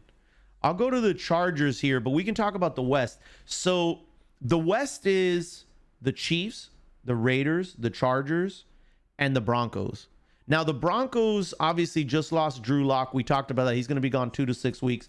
So the Broncos are in a bit of trouble. They also lost the dude on the defensive side of the ball, their pass rusher. What's that dude's name again? I forget his name now. So they lost him. And so I think Von Miller. Thank you. So they lost Von Miller. So I think you can kind of take the Broncos out of this picture at this point. But I think the Chargers, I mean, Herbert, I don't know if he's the real deal, but you know what I do know? That dude can sling the football. Holy cow. Herbert can throw the ball. That guy's got a rifle. That guy's got an insane arm. It's like, whoo. And they lost Sutton or Sutton's out? Blake Bortles for the win. What's up, Curly Fries? How's it going? So yeah, so I don't know, man. I think the West is going to be really good. I think the Chiefs might not be like as good as we all thought. I don't know. I think they have a really explosive offense, right? And so, but I think, okay, so wait, so let's rewind for a second, because I'm sure, let's upset House and any Chiefs fans real quick. Okay, so check this out. This is what I think. Watching the Super Bowl last year, I felt like the Niners had kind of figured out how to deal with Mahomes. Mahomes had a really bad game. They wound up winning, right? They wind up winning because their offense is so good. He's got so many weapons. But I think that they showed what the defensive game plan needs to be against the Kansas City Chiefs for you to have a chance, okay? For you to have a chance. We see the Chargers come out. The Chargers have a really good, young, fast, aggressive defense. They have a coach that coaches very aggressively, right? So they give them a run for their money. That was a really close game, right? Now they're going to go up against the Ravens. Like, so when you look at the Chiefs, I feel like the Chiefs, people are starting to figure the thing out. They're still not, the Chiefs are still, they're a great team. So, but I think that defensive coordinators are starting to figure out what you want to try to do against them, right? That's one. Number two is you have the Chargers with this really young squad, lots of talent, like at all the skill positions, right? Offensively and defensively. And now they might have a quarterback. The only thing that's been holding the Chargers back this whole time is that Rivers just was, you know, he was whatever. He was past his prime. I'm trying not to say like words like trash and washed up. I'm trying to be like more respectful. But so like I feel like Rivers was past his prime. It was time for him to go, right? So Herbert could be the guy. I don't know. He looked great, right? But it was only one game, so let's not freak out. But so the Chargers have this incredible potential, incredible squad. I think they could put pressure on the Chiefs. The Raiders need a little bit of help defensively, but they have the other things. I think my only issue with the Raiders on the offensive side of the ball is I feel like they need another wide receiver, right? Like if you have a guy like Waller and you can put like a real stud wide receiver. Imagine if Antonio Brown would have stayed with the Raiders and been like a normal human being. Yeah, but he's still young. Yeah, if Ruggs can grow to be good, they'll be good. But imagine if Antonio Brown would have behaved himself like an upstanding teammate, okay? Right now, that team. Man, that could have been crazy. I think it's going to be close, and the Patriots end up winning the tight game situation in the end. I haven't made my pick yet. Right now, I'm on the Raiders, but I haven't made my pick yet. I don't think so either. If this is how they wanted to crush their QB controversy, what a way to go about it. Oh, okay? Yeah. So are you guys talking about the injection? It always surprised me why people were so low on Herbert. He led not that good Oregon to 12-2. Dude, he's got a rifle, Gromsy. A rifle. Morning Covert in chat. What's up, man? What's going on, Stamina? What are you feeling, man? Welcome back, though. Good to have you with us. What's up, V Swag? How you doing? Good morning. Good morning. I got Pats 24-20. West Coast team playing 1 p.m. Raiders 38, Pats 17. Saints gonna destroy the Raiders. The Saints aren't playing the Raiders. They're playing the Packers. So anyway, but the West is thick. If the Broncos could get their act together, I think the AFC West and the NFC West become the two best divisions in the NFL. I mean, it's hard to argue against the NFC West right now because you've got Cardinals, Seahawks, Niners, and Rams. That's the best division in football right now. NFC West is the best division in football. Next year, it could be AFC West, though. I'm telling you, the AFC West is right there, dude. And especially because you put the Chiefs in that division and you say, like, well, the Chiefs are, like, probably the best team in the NFL, right? Well, they were the best last year. So, but yeah, NFC West, AFC West. Crazy, crazy, crazy good. Crazy good, bro. Packers going to destroy the Saints. I haven't... no, I'm going with the Saints because I'm saying... So what I don't think... Mr. Brown, is I don't think the Saints lose 2 in a row. And I put this here towards the end, which was Green Bay test. So this is really the first test for the Green Bay Packers. So Green Bay Packers schedule, right? So if we pull up the Green Bay Packers schedule here, right? We've got, they played this, so wait, no, that's wrong. Hold on. So week 1, they played the Vikings. And that was a 43-34 game. That was a shootout, right? And that was the Vikings. Then they played the Lions 42-21. They gave up 21 points to the Lions. And now they're going to play the Saints. I can't pick the Packers. I just can't.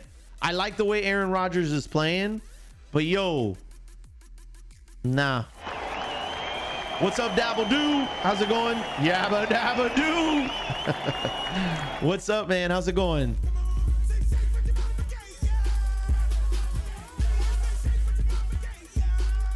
Breeze not looking too good, and MT not playing. Yes. Yeah, I did mention that. Yeah. Wait, I'm just waiting for that. Yes, so I did bring that up when we were doing our pick'ems. Is Michael Thomas is still out, and Breeze does not look as good. Something's going on with Breeze. Good morning, CG and Housen. Good morning, guys. So something is going on with Drew Brees. If you look at Drew Brees when he's throwing either a deep pass or an out, like an out pattern, Drew Brees looks like he's having to put his whole body behind the throw. Yeah, he's too damn old. Yeah, so something is definitely up with Drew Brees. He does not look all that impressive. And so it is an issue. It is an issue. Now the Saints played the Raiders, they wind up losing that game. The Saints had 10 penalties for 129 yards. The Raiders had 3 penalties for 13. So this is a team that normally would be very disciplined, but 10 penalties, 129 yards. And they actually in week 1 had a ton of penalties as well. So something's going on, it could be, lack of training camp or preseason, whatever, but the Saints committed a ton of penalties. So it really hurt them. They had some good offensive drive opportunities that were thwarted by bad penalties.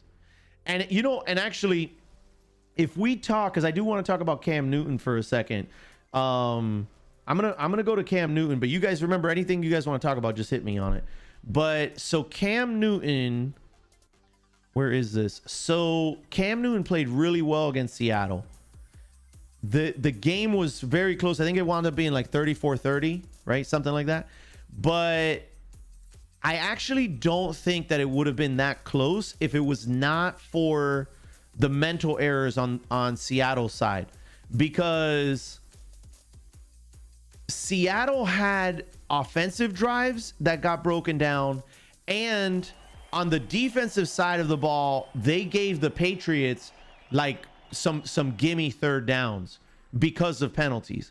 So I actually think Seattle is even better than what we saw on Sunday Night Football. So there was just some key plays there where I feel like the Seahawks could have really just blown it out and it wouldn't even have been close. Still give props to Cam. So Cam ends up with 397 yards passing, a 9-yard average, 1 touchdown, 1 interception. The INT was really bad. It was really bad. But he had 3 touchdowns. No, I'm sorry. He also had 2 touchdowns on the ground. He's 73.6 QBR, 94.6 rating. He was 11 for 47 on the ground with a 4.3 average yard per carry. Now, they end up losing the game. On like a QB sneak kind of deal. But they had already run this play too many times. They kept running this play, and I think it was just overused. Now, interestingly enough, I didn't like the play call out of Seattle on 3rd down in the 4th to be able to extend the drive and close out. I thought it was a bad play call. And then on the Patriots side of things, I felt it was a bad play call to win the game on the goal line. So, it was like very predictable. It was very predictable. I thought that they lacked creativity. But the point is, I think Cam Newton, the ceiling is high, bro. The ceiling is high. Cam Newton played lights out. He threw some incredible passes. He threw some incredible deep passes. Obviously, he's a dual threat. He looks strong. He looks strong, very physical. I think dude's back. I know some people were questioning whether or not he was beat up and that it was over for him, but I thought Cam looked really, really good against what I think is one of the best teams in the NFL this season. So throwing bad picks is part of the Seahawks game, though, especially against the Pats. No, I was saying Cam Newton, Steve. Yeah, I was saying Cam Newton. No, I think Russell Wilson played really well, Steve. Steve J. Peterson, sorry, just in case there's any confusion. What's up, Pound Cakes? Welcome back. Howson, good morning. Guys, if you are not already in the Pick'ems, we have 45 people in the Pick'ems. The way the Pick'ems works is you type in exclamation point picks, P-I-C-K-S, space, and then the letter that corresponds to each of the teams that you think are going to win or the fighter that you think is going to win. Right? So for like if you think the Chiefs are going to win, you would do exclamation point picks space U, and then just do the same thing for all the other ones, but do it all in one command. Like if you were doing some giant misspelled word, basically. Okay. And then you're all set. If you win, you get a $10 gift card. So why not participate? You know what I mean? So anyway, our goal every single week is to try to get at least 100 people to participate.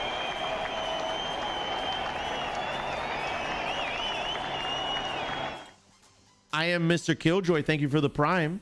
I appreciate that. Thank you very much. Thank you, Killjoy. Thank you. Thank you. Can we get some hype in chat for Killjoy, please? What's up, Young Godfresh? How's it going, Seedy? Hey, Covert. Don't mean to interrupt, but what is your opinion on the Browns this season?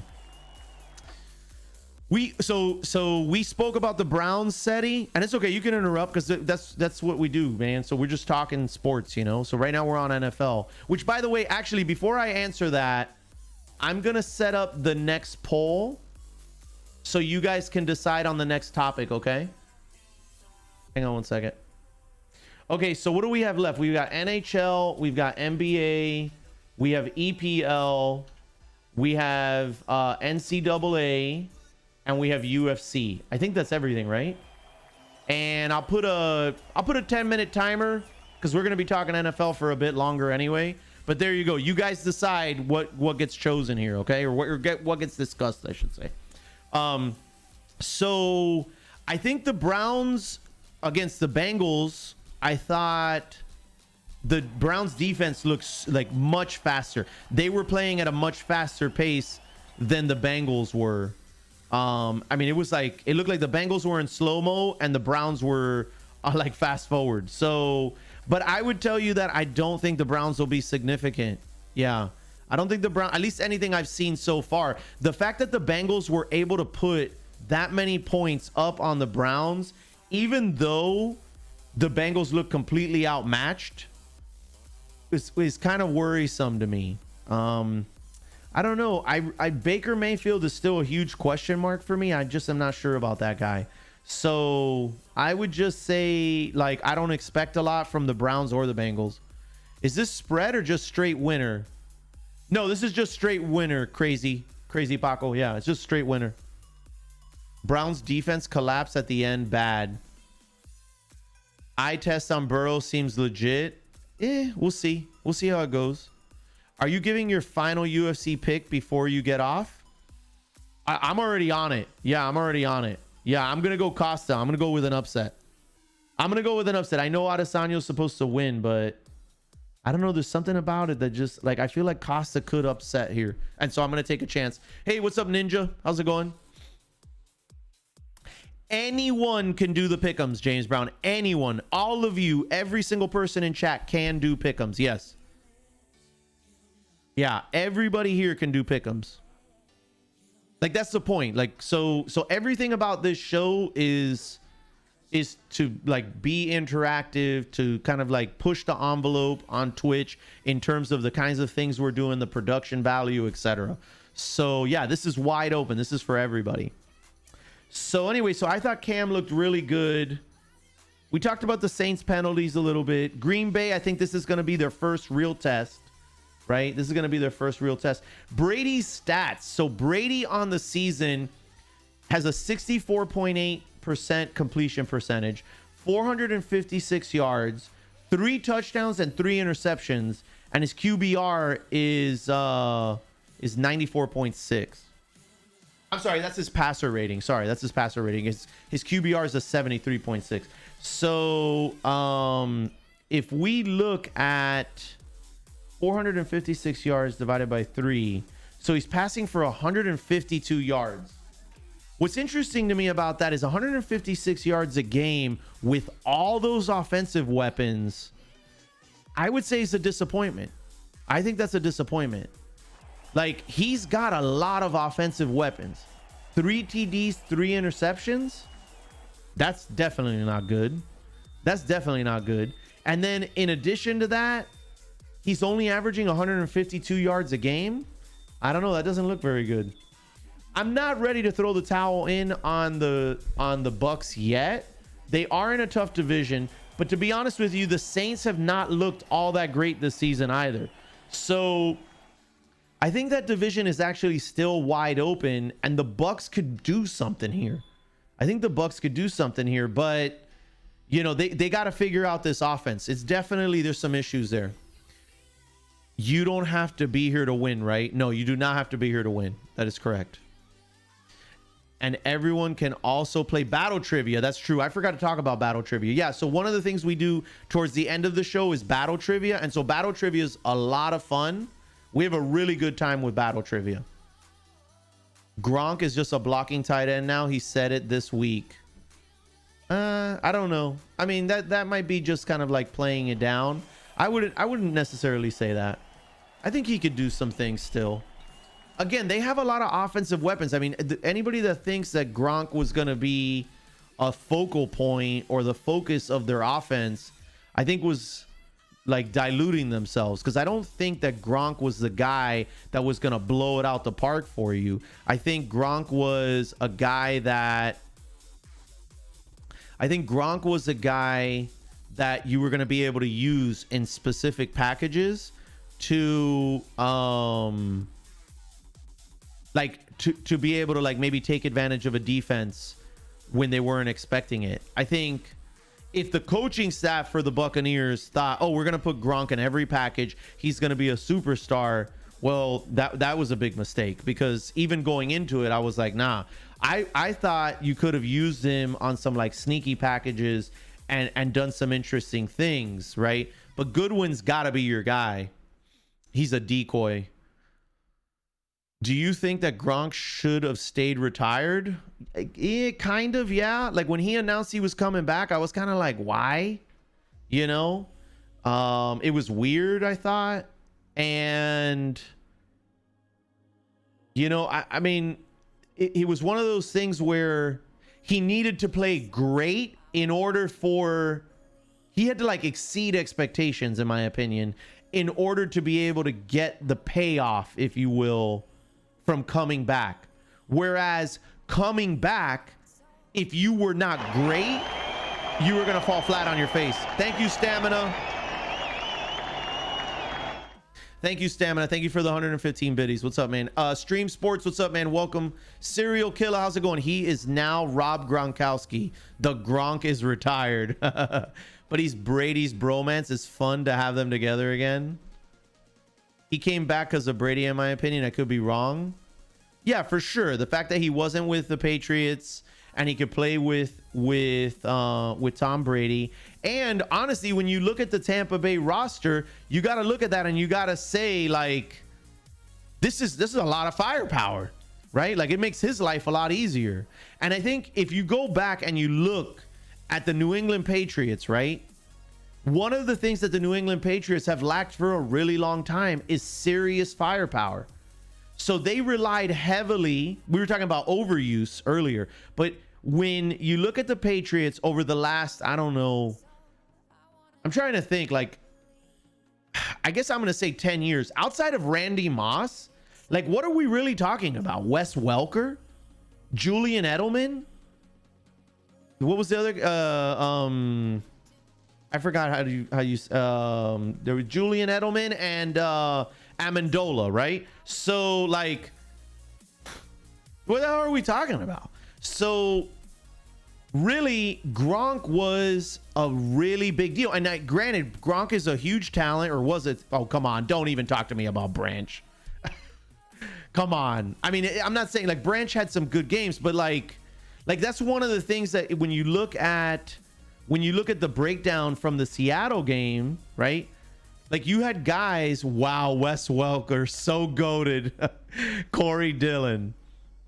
So like the Patriots just have never really had incredible firepower outside of, I think, Randy Moss and Gronkowski, right? Like, and I don't even consider Gronkowski like firepower. I just think Gronkowski is a huge mismatch for defenses because of his skill set, his athleticism, what he had and all of that. So, but I think when you if you're him and you look at the situation and you say to yourself, well, I can go to Tampa. They've got all-stars at like every skill position outside of running back, and now they have Leonard Fournette, right? And I think the new guy, what's the new guy's name? I forgot what the dude's name is now, but Jones the third. So Jones the third, I think he has a lot of potential, right? And I think when you mix him up with Leonard Fournette, I think they have a good running back too. So I think if you're Gronk and you look at that situation, you say to yourself, well, hey, I don't have to do everything here, right? And so the mistake would be to do that. But I think he still has some juice left in the tank. So Julian Edelman has always been a good option outside of Gronk for the Pats at that time.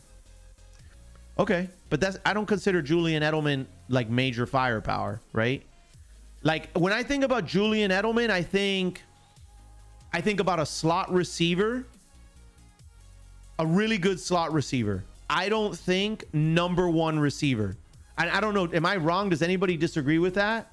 Like when you think Julian Edelman, do you think number one wide receiver on a team?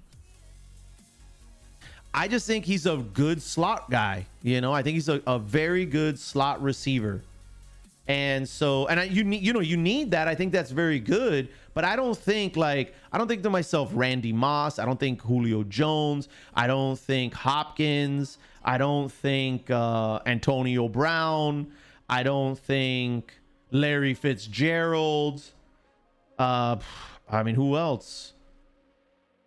I don't know. Like I just like that doesn't resonate with me. And the only guy that the Patriots have ever had like that, I think, was Randy Moss. You could argue he was number one in his prime. So what were you saying when he was with the Rams? Julio clearly number one in the NFL. He's not a Michael Thomas, Laugh Out Loud Cricket is also ruling here in Twitch. What's that, Animax? I didn't understand that. I think Beefcake. Laugh Out Loud Cricket is also ruling here in Twitch. I didn't understand. Laugh Out Loud Cricket IPL is also ruling here. Gotcha. I don't know. I guess we don't really cover cricket. I don't know much about it. Pats had Antonio Brown. Oh, rock solid. Are you for 2 weeks? For 2 weeks. Come on now. Also fail. Ocho Cinco wasn't at that point was not a premier wide receiver. Josh Gordon was there, but he wasn't available. Right? So like I would say Antonio Brown you can't take into consideration because he was there for like 2 weeks. Okay, so he's out, right? Ocho Cinco was past his prime. He was no longer a number one wide receiver at that point. I think he had even done a stint with the Dolphins before that, and he got phased out. And Josh Gordon, really, I think if we look at Josh Gordon's career stats, hold on a second, let's look at that. I actually want to look at this. Because I heard something a couple weeks ago about Josh Gordon that I thought was interesting. So Josh Gordon. Okay, hold on. So he has been 1, 2, 3, 4, 5, 6, 7, 8, 9. So check this out. So Josh Gordon has been in the league for 9 years. He's averaged 7 games a season at this point. Like his availability just has been non-existent, His availability has been non-existent. So he played 16 games his rookie season with the Browns. Then he played 14 games the next year. He played 5 games in 2014. Then he was not allowed to play 2015, 2016, so not available. Then he came back, played for Cleveland for 12 games. 2018, he was out again. Okay. Then he went to New England. Actually, man, I don't even know. Like 2018, I can't even get stats on him. Oh, yes, I can. Yes, I can. Sorry. Wait, no. Freeze that. Okay, so he was suspended 2015, 2016, both seasons. Comes back in 2017, plays 5 games. Because he probably came back at the end of the season, right? 2018, he plays 12 games. 1 with Cleveland, 11 with New England. Okay. 2019 plays 11 games, 6 with New England, and then 5 with Seattle. So his availability just hasn't been very good. So I don't know that you can. So in essence, he actually played 20 games for the New England Patriots. So I don't know. Like, I don't know. I guess I wouldn't consider them. Like, you know what I mean? Like, I don't know. That's not my, if that makes sense anyway. Like, if you know what I mean? Let's see here. Only 1 full season under his belt and 63 games played. There you go. So he's only ever finished there. That was the thing, is that he's only ever played 1 full season, and that was his rookie year. So, I mean, Josh Gordon, it's a shame. It's a shame because he was a supreme talent, but I don't know. I don't know what he could have been. Ocho Cinco was in every NFL team. Stanley Morgan, Patriots. Fellow Manchester City fan. What's up, Spectre? How's it going? Pat Clark, what's up? MC T-shirt, let's get it. Let's go, Spectre. Woo! Let's go. Hold on, I'm just making sure. Will Julio Jones be ready for this Sunday's game? Bears fan asking 2-0 trash versus 0-2 trash.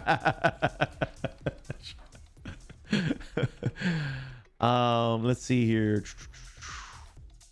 Brady almost works better with role players and not superstars. Outside Gronk and Moss, there's less pressure to get them the ball. I don't know. It sounds like you're making a lot of excuses for like Patriots and Brady. I don't know. I mean, listen, here's the bottom line. He's got weapons now. There's no excuse. I understand that the Bucs offensive line is not great, but you have a lot of weapons. You guys need to figure it out.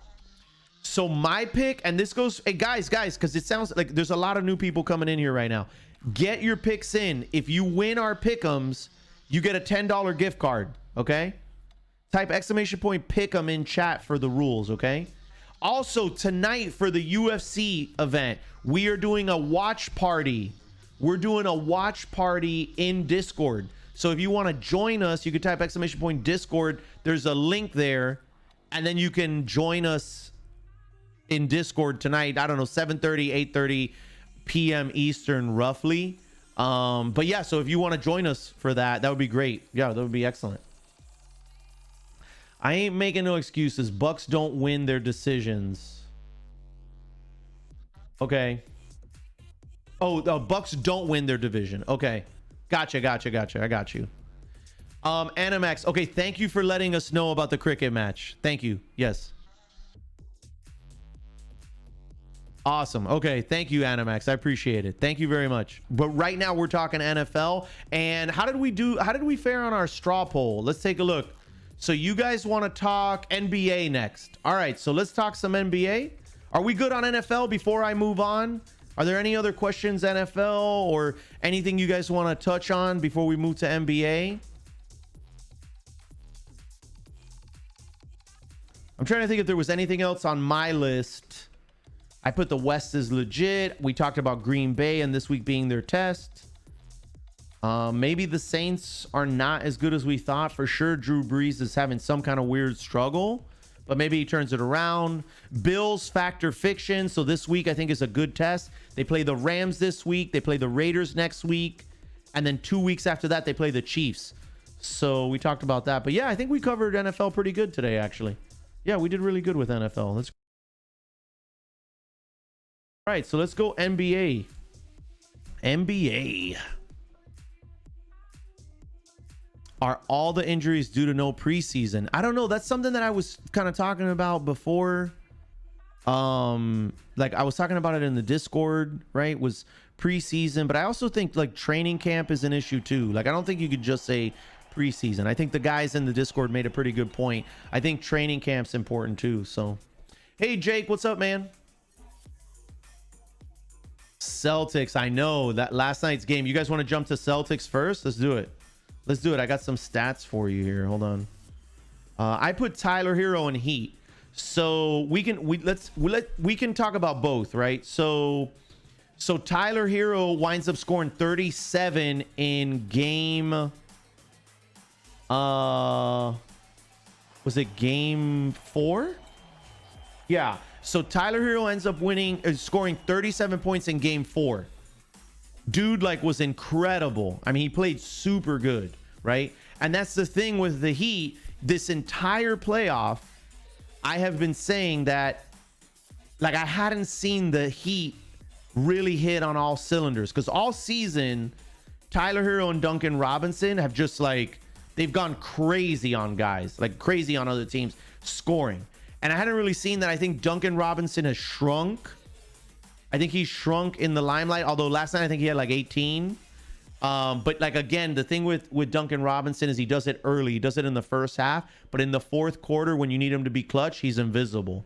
And really the second half. So Duncan Robinson in the second half has been like very, very unreliable. And I think it's a mental thing more than anything else. I also think his inability to be able to handle the ball, dribble penetration, although he did better last night in the first half. I think that's really the problem. Is at the end of the day, when you look at Duncan Robinson, I feel like you're looking at a young version of Kyle Korver, but like that shoots better. And so I don't think, I mean, I think Kyle Korver has a better well-rounded game than Duncan Robinson, and did have it even when he was younger. And so if I had to guess, Duncan Robinson ends up getting traded in the next year, like sometime next season, because a lot of people are enamored by him. He's super limited unless he can figure this out, right? Unless he can kind of figure out his woes. But again, he scored 18 last night, so you're like, wow, you look at the stat sheet and you think like, man, this Robinson dude, he's out of control, you know? But anyway, so Tyler Hero in game 4 ends up lighting up the Celtics. I mean, it was crazy. Dude lost his mind. What's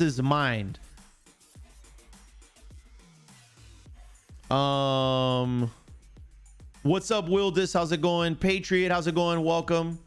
Can he just be above average role player? Nothing wrong with that. Viznu, he could be. Maybe.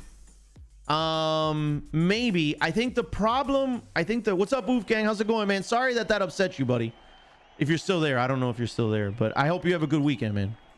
Lowrider CS, can't believe you have the Ravens, my Chiefs. Yeah.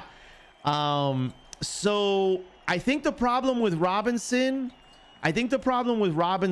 is that he's a liability on the defensive side of the ball. Okay. And I think on the offensive side of the ball, you have to put him in a specific position, which is okay spacing wise, right? It's okay spacing wise, but like if they trap him, he's not a good passer, right? So if they trap him or double team him, it's hard for him to pass out of that. He generally it'll cause a turnover, right? And you cannot rely on him if he's not basically a spot up shooter. So those are the kind of guys that, like, when you go back and you look at like a Ray Allen, right? Like Ray Allen had the skills to pay the bills, but he was also an incredible shooter, right? Like you gotta be able to put the ball on the court and drive. Like, you have to have that. If you don't, you're one dimensional, and defenses can game plan like for that. Now, you look at it and you say, okay, but if you surround him with guys that can dribble, penetrate, then, and that's kind of what the Heat do. The problem is that Duncan Robinson, for whatever reason, is he just disappears, right? Like, he's so streaky, and then in the clutch moments, he doesn't do anything. So if he was to be consistent, then it was different. Then it'd be different. But like, Kyle Korver's like that too. I don't know if you guys have ever noticed, but Kyle Korver in the big moments always shrinks. Yeah, Duncan Robinson has a quick release too, for sure. One thing you can count on in Oklahomans saying is Boomer Sooner.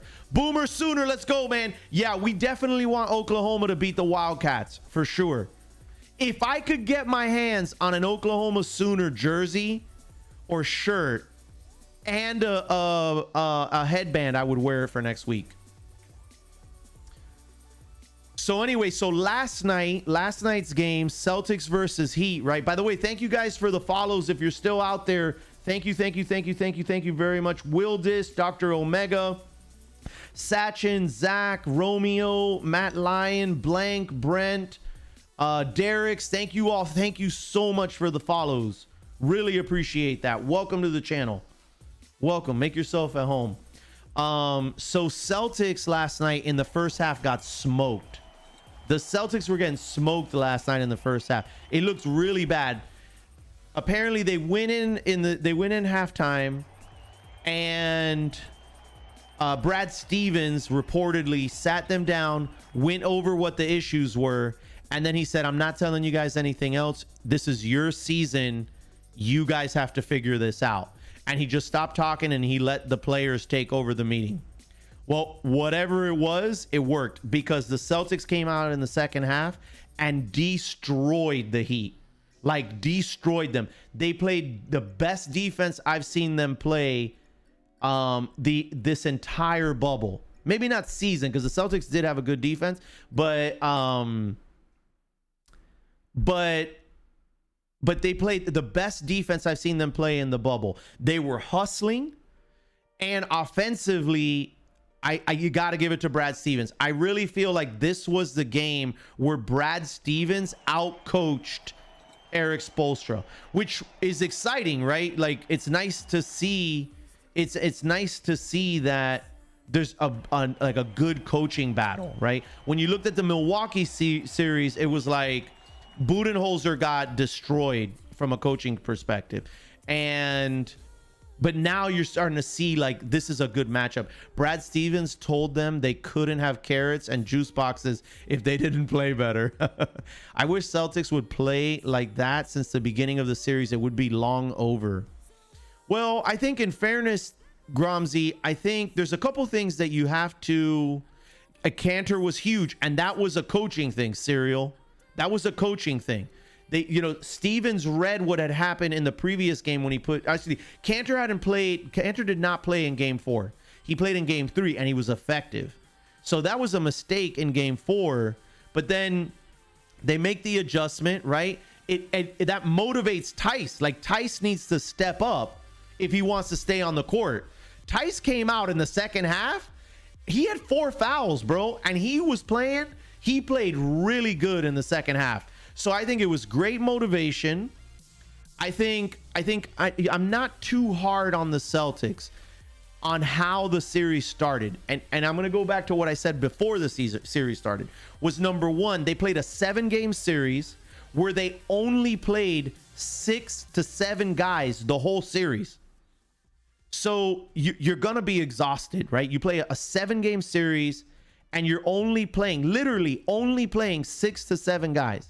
You don't have Hayward, which is probably your 3rd best player on the team, right?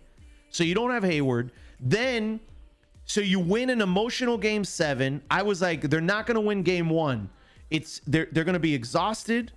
They're going to be emotionally drained, right? And they're going to be going up against a team that is well rested, because the Heat had swept. Did they sweep their series? No, I think they lost one game in the against the Bucks, right? So you knew the Heat were rested. You knew that coaching wise, the Heat had been scouting the Celtics for basically a whole week while they were playing the Raptors and getting their own game plan going. So the Heat tanked game 1, right? Game 2, Brad Stevens got out coached, right? And then, you know, so I feel like, I think Brad Stevens lost game 2 for the Celtics. I think Kemba Walker has been a huge problem for the Celtics as well, right? Which we could talk about if you guys want. You know, game 3, there were some issues, but the truth is that Tyler Hero just, like, you can't stop that, right? Like when a guy is like just shooting in your face, draining threes for the whole game, and he puts 37 on you, like, that's just a difficult spot. You know what I mean? That's just a difficult spot. And so again, game 3 was one of those that kind of could have gone either way, right? Or I'm sorry, game 4. And so that's one of those that could have gone either way. So I'm not overly harsh on the Celtics, again, because they didn't have Hayward and because of what I just said. I still think the Celtics could come out and win this, but I think it's going to depend. We can talk Nuggets and Lakers as well. BSH, yeah, for sure. What's up, Aiden? How's it going? Are you going to talk about the Ravens game later? So muy bien. What's up? How's it going, muy bien? So we talked NFL already, but we can go back to it if you want. Right now we're doing NBA, but we can kind of do like a freestyle segment too. So yeah, I definitely see a game 7. Oh, I don't definitely. When you say definitely, if Heat let it go at game 7, I'm going to go for Celtics 100%. So would I, Reckless. Okay, so I don't think that a game 7 is a foregone conclusion. Celtics Heat, okay? I don't think that's the case. If it goes to game 7, I'm giving it to the Celtics, though. Yeah, I'm going to give it to the Celtics. Here's the thing. So here's the big question, and I don't know the answer. But we can talk about it. And so wait, so now before I continue, right, because there's going to be a troll in the chat right now that's going to say, he doesn't know the answer. Why are we listening to him, right? Okay, listen, I am not an expert, okay? I'm a dude on Twitch, okay, that talks sports and plays video games. This is like if we were all at the bar together watching a game, having fun, and we're arguing about which team is better and who's a better player. That's what this is about. Is we talk sports, you guys decide what sports we talk about. We've got a pick'ems, we got a battle trivia, we have fun, we laugh, and we talk sports and we play video games. So I don't have all the answers, okay? And I never will, right? Number one, because I'm not so presumptuous that I think I know more than everybody. All I do is I watch the game, I go with my gut, I go back later and I look at the stats and I try to figure out, okay, do the numbers make sense to what I saw? And then we just come in here and we have a good time. So yeah, so what I would say is, this is what I think, and I mean, this is what I'm thinking, but I don't have all the answers, is Celtics had their back up against the wall last night, right? They were getting smoked. I mean, they like loose balls. They were not getting them. The Heat were just like, the Heat were all over them. They were getting destroyed in the first half. That game could have been way worse at halftime than what it was if the Heat would have been hitting their shots, okay? So, and the Heat had some early turnovers, but they go in at the half. The Celtics have their back up against the wall. They come out fired up. The Heat come out flat, and the Celtics do what we haven't seen done to the Heat this entire playoff run, right? Like, they were playing Celtics basketball. This is why I had originally pick the Celtics over the Heat, because I feel starting 5, the Celtics have better talent. And so they came out and they did. That's exactly what they did. They showed it. And so the question now is, this is the question. Do the Celtics now have the confidence that they can do this and come out in the next game and actually execute? Or do they kind of like hang around again? Because I feel like the Celtics have enough talent that they could really put it on the Heat. But they haven't been playing that way. And so then the question is, what team is actually going to be out there? Is it going to be the team that we saw in the second half, or is it going to be the team that we saw in the first half? I would also say that the Heat like I still haven't seen the Heat hit on all cylinders. You know, like you see Heroes playing well in game 4, but then Robinson's kind of non-existent, right? He was like 0 for 5 or something like that. You know, so what happens if the Heat can put together a game where Bam Adebayo's playing well, Duncan Robinson's playing well, Jimmy Butler, Tyler Hero, like if those guys go off, no team in the NBA has a shot, right? But obviously your defense can make up for that stuff, right? Like it can force them to not have that. Anyway, so I don't know. So the truth is, I'm gonna go with the Heat in the next game, which is Sunday, because the Celtics have not shown me consistently that they can come out with heart and effort. And I know that the Heat are gonna give me heart and effort pretty much every single game. And so when we've done the detailed breakdown on the stats, it's so close that like I gotta go with the Heat. But let's see. But I do agree with you. If it goes game 7, I'm saying Celtics. You could say the same thing about the Celtics though. Wait, heart and effort? No way. You can't say that about that. That's right, Miami, baby. If they play like they did a whole game, like they did in the first quarter, they can't be beat. Wait, okay, so Furley, the reason why you can't say that about the Celtics is because they haven't done it. The Heat have been way more consistent. Who do you think would give the Lakers a better series? Ooh, man, I think I would say, Vishnu, I think I would say the Celtics. And the reason why is, again, I think that starting 5 of the Celtics, there's so much potential there and so much talent. Like Hayward played really bad in the first half yesterday. But if Hayward can kind of get back to the form he was in during the regular season, with Smart coming off the bench and playing at a high level. But look, like Smart hasn't been playing that well ever since Hayward came back. I don't know, man. There's something weird with the Hayward dynamic. It's very odd. But I think I would say the Celtics. And I think a lot of people would like to see Celtics versus Lakers for the nostalgia.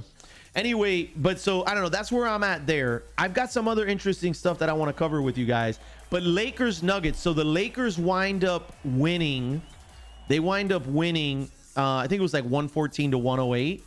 What's up, Broken Sword? Beating the Lakers begins and ends with slowing down LeBron.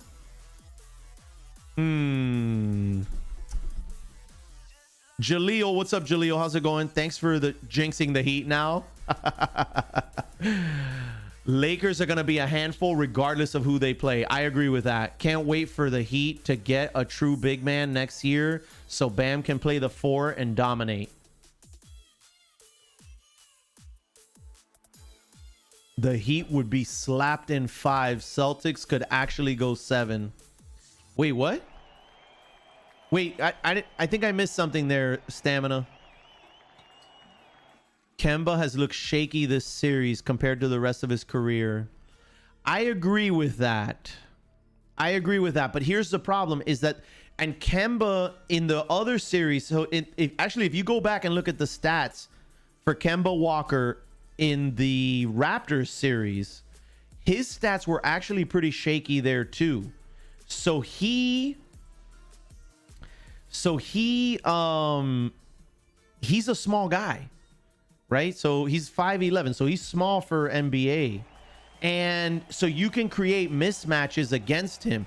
And the other problem in this series, I think what makes it worse for him is that when they try to switch where they put him on a big man, the big guys on the Heat can play defense, especially Bam Adebayo. So you put Bam Adebayo on Kemba Walker and it's like he does not have an advantage over him. So I don't know.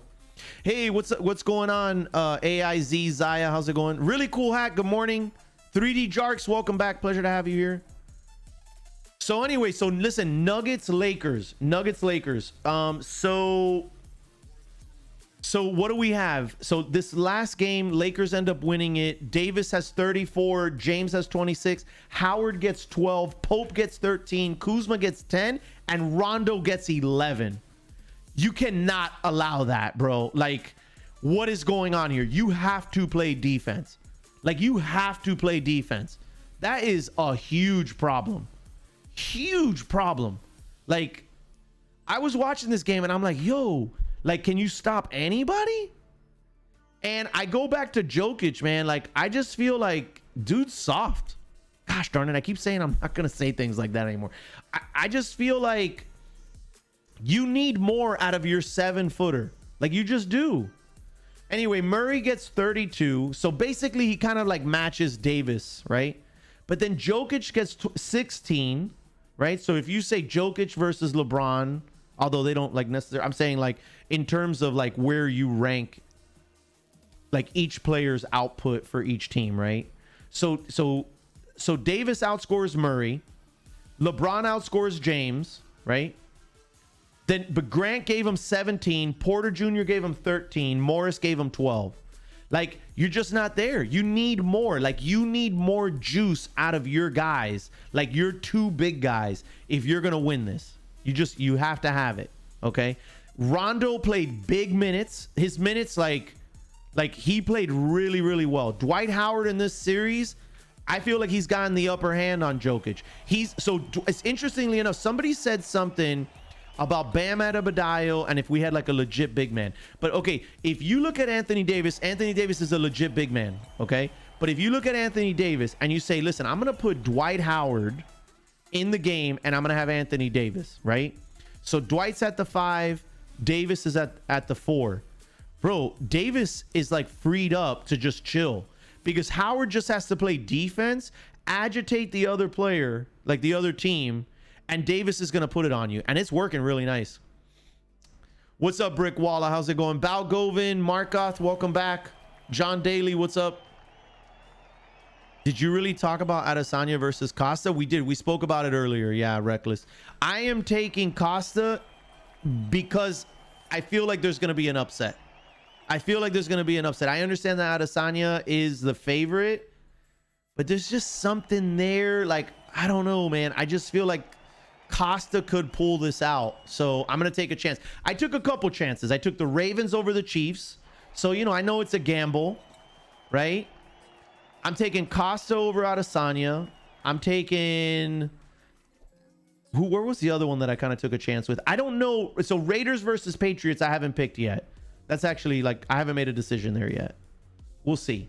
I don't know yet. Oh, and I'm taking Nuggets over Lakers, which is another big one. So, but here's the really big thing. So the Lakers wind up getting 12 offensive rebounds. They get 12 offensive rebounds, and the Nuggets end up with 6, right? So they got out rebounded on both sides. I mean, and the 12 offensive rebounds were crazy. It was crazy. The major thing though, the Lakers go to the free throw line 35 times and the Nuggets only win 23 times. This is a reoccurring theme. I feel like the officiating in the Lakers Nuggets series has been very, very poor and one-sided. Now, I will say that Jokic commits a lot of unnecessary fouls, in particular when screening. He has some very bad habits when it comes to screens, and the officials are watching it. The officials are watching it hard. I didn't see the last Nuggets and Lakers game. Did LeBron finally get to the line? He did, yeah. But, you know, and LeBron is not reliable from the free throw line. He's for a long time, his whole career, LeBron James has been a poor free throw shooter considering his natural shooting ability. And that's the problem. Any team out of the East will have Lakers outsize either team from the East. 1000%. Yes. Yes, but that actually... let's talk about that here in a second. Think he only had 6 free throws before the game. I feel officiating is bogus in the Heat Celtics series as well. Really? There was a couple calls last night, ZIA. So there was a couple calls last night that I was like, what? But I feel like the Lakers Nuggets series has been egregious. Like it's been like I have to like stand up and yell because I'm upset. Like what in the world?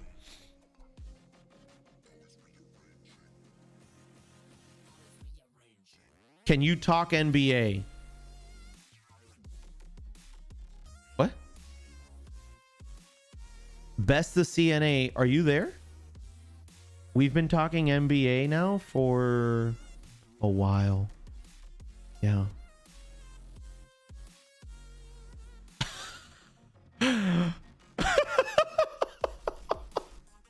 What? Huh? And this is why sometimes you feel bad on Twitch as a broadcaster, because you realize that nobody's listening to you. Dog, what? You're killing me, Smalls. You're killing me. So here, you know what? We're starting to get close to the end of our NBA talk. Let me set up a straw poll. And so let's decide. You guys are going to decide what we're going to talk about next, okay? So our options are NHL, NHL, NCAA, EPL, and UFC, sorry. All right. So you'll have like 10 minutes. We still got more to talk about NBA wise, but that's there for you now. So for those of you that are new here, what's up? How's it going? I need you guys to listen. Actually, you know what? In my loudest voice, if you are out there, I need you to listen. I need you to listen right now. Because apparently some of you are not listening. What's up? Welcome to the channel. My name's Paul. I go by Covert GG on Twitch. Family man. I got a wife and kids. Small business owner. I used to be a teacher when I was younger. I'm a kind of an old dude. I stream 5 days a week on Twitch. I've been streaming on this platform for 4 years. I've been partnered for 3. We do sports and video games. If you are into sports and video games, then I need you to follow this channel. I need you to turn on notifications, okay? And I need you to hang out here more, okay? Because we're gonna put our money where our mouth is, right? Everybody's always saying, man, I want to support the small guy. I want to help, I want to like help this guy out. He's a good broadcaster. I want to help him build his channel. All right, so now you got the chance, because we do have a relatively small channel. We just work really hard. We've got a great opportunity here. We're on front page right now on Twitch. Monday, Wednesday, Thursday, Friday from 8:30 a.m. Eastern to 3:30 p.m. Eastern. We do generally video games, okay? Saturdays is 8:30 a.m. Eastern to 12:30 p.m. Eastern, and we do sports. This is our sports show. Now, starting October 5th, we are going to start doing a sports show on Monday afternoons as well. So basically, you're going to get video games and then a sports show. That sports show is going to be lit, and you're going to want to be a part of it. I can't even tell you why, because it's super top secret. But it's going to be super dope, and you're going to love it. And then on Thursday mornings, before we start playing video games, we're going to have a sports show that's called the Power Hour from 8:45 a.m. Eastern to 9:45 a.m. Eastern to 9:45 a.m. Eastern. Now, if you haven't already, because there's a whole bunch of you that haven't, and I need you to do it. What's up, Project Eric? Welcome back, buddy. Our pick'ems. So our Saturday sports show is broken down into pick'ems, the sports content that we discuss that you all decide what we talk about, and our battle trivia, okay? There's only 54 people in here right now. This makes me very sad, okay? This makes me very sad. Our goal every week is to have 100 people in these pick'ems. This is like serious now. Like I'm looking right at you. This right here, this gaze is peering through your soul. Yes. And so your heart right now should be like burning, because you should be saying to yourself, man, how have I not jumped in these pick'ems to help this dude out? He's got a goal to have 100 people join the pick'ems every Saturday.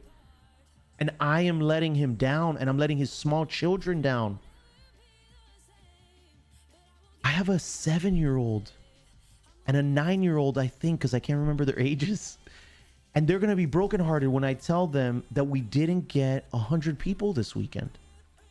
And my wife might leave me because she might think I'm a failure. I need your help, guys. Don't do this to me. I'll lose everything. So anyway, but so seriously, if you don't know how to do it, that's no problem. I can teach you, okay? Because that's what I'm here for, right? I mean, I got to be good for something. So anyway, so the way the pick'ems work is we have 11 games every single week, or fights, right? And so there's a letter that corresponds to each team or fighter. So the way you're going to do it is you're going to type in !picks, that's PICKS, space, and then all the letters of the teams and or fighters that you think are going to win. So for example, if I was going to pick Kansas City, it would be U, and if I'm going to pick Adesanya, it's G. So you would just do !picks, PICKS, space, and then do all the letters for all the teams, etc., that you are picking. Boom, you're done. And if you win, I didn't even tell you the best part. If you win, you get a $10 gift card. So you help me out. No, it does not have to be caps locks, low rider CS. No, you're good to go. Just put it in and you're good. So you're helping me out, right? Because I've got a goal. This is my life goal. And I feel like this is like I set the bar very low here. So my life goal is to get 100 people in the pick'ems every week. And so you're helping me out. And if you win, you get a $10 gift card. I mean, like, hello, duh. Picks Lakers. Did not listen to anything I said. She will leave you because you talk about her cooking. Also, that sugar mommer thing on Twitter. By the way, Bratless told me I can't send her my resume. You can't or can? Thank you guys for jumping in these. You got to find a more user-friendly way to enter these picks. It's not terrible, but it's definitely a pain in the bottom. Really? All you do is just pick the letters. I think my explanation, Shellfish, might need improving. But you think it's difficult? I mean, like, you're typing in chat. Like, you just do... You know what I mean? I don't know. You know what I was thinking? I'm going to tell you what I was thinking. But so Shellfish, you probably would like this. I was thinking, what if we made this into an extension? Right? And so then it'd be a Twitch extension right on the overlay. And you just go there and boom, and just pick what you want. The problem is that that is much higher level, like in terms of like where we're at, you know what I mean? Like a lot of effort goes into this show every single week, like a lot of effort. I basically spend the whole week either watching games, neglecting my children so that I can watch games, pissing my children off because they don't want to watch any more sports, and then reviewing stats, reading up on everything that's going on, and then putting it all. I have like notes that I keep here, and I have to type up all my notes and everything, and I break down all the stuff. So a lot of work goes into it already. I think if the show gets bigger and it becomes a success, then I think we can maybe make a leap like that. You know what I mean? But yeah, I had actually thought about that this week, Shellfish. Oh, an extension would be cool. Yeah. Are you a software engineer or somebody does it for you? So Silent is like our back-end ops guy. So Silent does a lot of stuff. But one of the things he does is he knows how to code all this stuff and put it all together. And so like, and he's actually super smart. Like Silent is actually a really, really smart dude, you know, and a creative guy too, which are like a lot of times, like, you know, like you have like one person that is like really good functionally, but then creatively they're not, you know, like they lack creative vision. But he's like really got it all. I mean, he's actually an amazing human being. What's up, Agent? How's it going? Matthew, how you doing? Also, just in case if I didn't explain it well, you can type !pick'em in chat, and you're gonna get a command, and it's gonna tell you how to do it also. So you have that, and there's a YouTube video that we set up that you can watch that explains it also, and like shows you the examples. So, yo, I just scrolled all the way through my notice, and I subbed to you back in 2018. Good to see you're still going, man. What's up, Steered Beast? Is that right? You know, I'm usually very good with names. Yeah. Well, I appreciate you coming back, Steered Beast. What up, my dude? Here to support the sports show. Heat in 5. Let's go. There is a possibility. Yeah, Mr. Ninja. There is a possibility. The Celtics have not shown me that they have the mental toughness yet. So there is a possibility that yesterday was our backs are up against the wall. They came out and they gave you one really good half, and now they fall apart again. But I don't know. I mean, like, I think it could go either way, really. Boston just won game 5 yesterday. Sorry, game 6. Sorry, game 6. Wait, what? No, they didn't. The series is 3-1. No.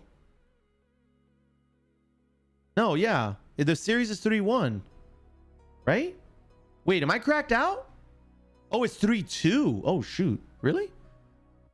I don't know why I thought it was 3-1. No, you're right. Yes, I'm sorry. You're right. Yeah, it was... Yes, I am cracked out. Sorry. My bad. Yes, crack.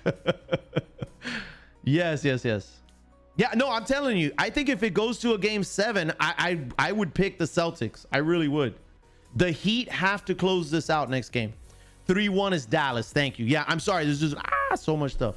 Let me see. I have some other things here. So Lakers Nuggets, man. Rondo was 4 for 6. He was 1 for 1 from three-pointer, and he was 2 for 4 from the free throw line, and he had 5 rebounds. Dude, Rondo came up clutch, man. 11 points. About a month ago, roughly, there was somebody in chat that said, what do you think about Rondo coming back? And I was like, man, like, Rondo has been like so kind of up and down over the last, I don't know, let's say 4 years. And I was like, I can't really say that Rondo's gonna have that big of an impact. And look, honestly, you know, 11 points, you're like, whatever, you know. But dude, like, his impact is big. And I'm gonna tell you why. Like, him being, I didn't think he'd be this effective. Him being this effective is big, and the reason why is that Rondo is a phenomenal passer. Playoff Rondo's different. That's true. But the thing is that Rondo is such a gifted passer. He really has been. And when he was with the Celtics, he was not a very good shooter. He wasn't very reliable as a shooter. But right now, it looks like he's been working on his shot, because this is not the only game that he's been effective in. He's had 2 games in this series, and the series is what, 3-1? So 50% of the games here, he's been very effective. And he's such a skilled passer when he's creating penetration. There was a play last night where he drove like left baseline, and he was driving, going into the paint, and Dwight Howard was on the other side, and he just did this. The entire defense shifted, and he went like this, boom, and then just did a layup.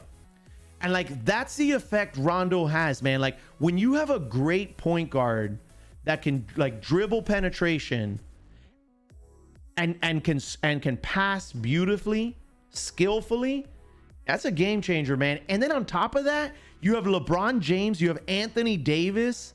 Like, that's actually like, I mean, that's really tough. And then again, so Contavious Caldwell-Pope, 13 points.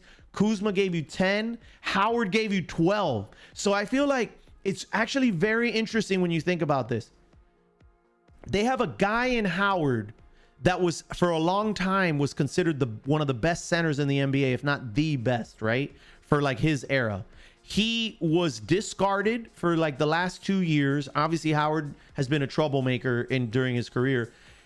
You think he's washed up, And he comes back to the Lakers. He plays his ass off, and he's giving like a huge contribution to the Lakers. You look at Rondo, and over the last 4 years, Rondo has been kind of like this pariah in the NBA. And I do think that some of that sentiment was warranted, because Rondo, for whatever reason, I don't know, he's been like very disgruntled. And if you think with the Mavericks, when you think about the Kings, you know, but he gets to the Lakers now, he's got a chance to win.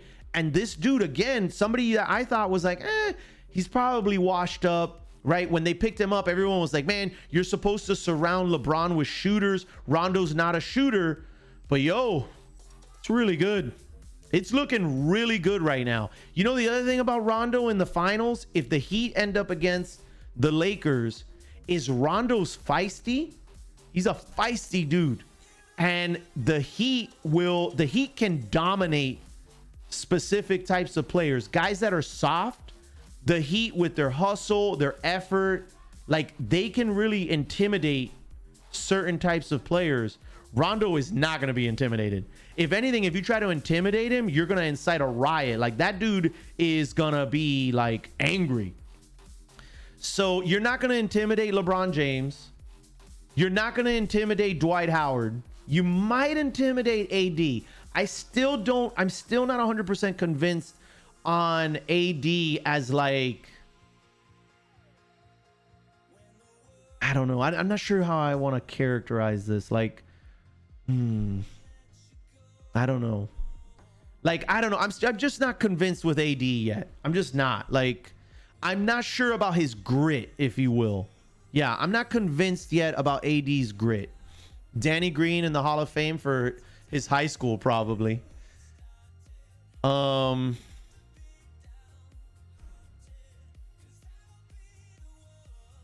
Oh, Danny Green. I see what you're saying. Danny Green sucks. It's not worth the pay. So I don't know that Danny Green sucks. Danny Green has had an up and down career. If you think about it, if you go all the way back to the Spurs, Danny Green had some seasons where he was really good. And then he had like a period of time where he wasn't. He ends up getting traded. And he played very well for the Raptors last year. He's a very good defender. But with the Lakers, he just has not hit his shots. That doesn't mean that he doesn't hit any of them. But he's not been reliable. Danny Green is a 3-and-D guy. Yeah, but the problem is he hasn't been hitting the threes, Ragin. You know what I mean? He's not been reliable for the Lakers, I think, really all season. LeBron, AD, Danny Green, Rondo, and Howard will all be in the Hall of Fame. Mark my words. I don't know that Danny Green will be in the Hall of Fame. I think LeBron, AD, and Howard will be in the Hall of Fame. The other thing is the NBA Hall of Fame is kind of like, it's a little bit silly. I feel like if you played over X amount of years, you're like automatically in the Hall of Fame for like whatever reason. Like your shoelaces might have been like beautiful, and so they vote you in. The NBA Hall of Fame is like a little bit silly. Danny Green has been surrounded by a great cast of players his whole career, yeah. But you got to be able to shoot the ball, brother. He's very streaky. Well, it goes beyond that because he hasn't really had a good streak this season. Shooters keep shooting. He'll hit them eventually. He just hasn't hit them all year is my problem. There's something's off. Yeah, I don't know why, but in my opinion, Danny Green should be better with the Lakers than Raptors because the ball will get to him. But he hasn't been reckless, which is weird, right? Like, don't you think? I don't know.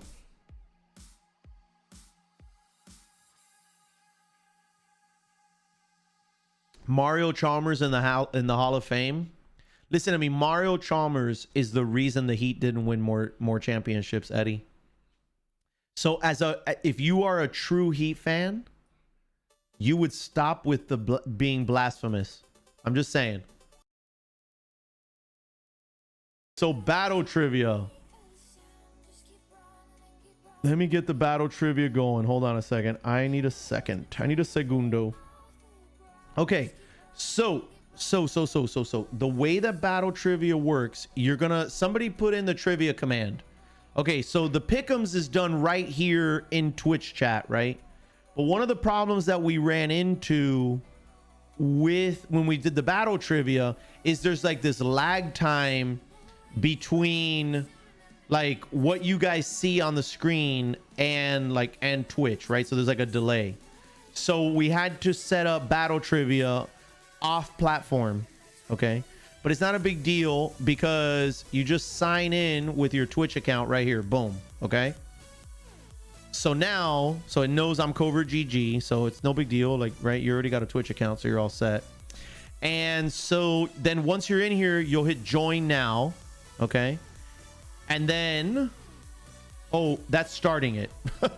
Sorry, I thought there was a thing that said start now, but I guess not. My bad. So anywho, so we're going to have 11 questions, 10 seconds per question. The battle planning phase is going to be 60 seconds. You'll have 3 attacks, 4 shields. All right. Close quarters is going to be 2. So there's like a whole point system here. A player can only be attacked by 1 opponent per round and a total of 5 times during the entire battle.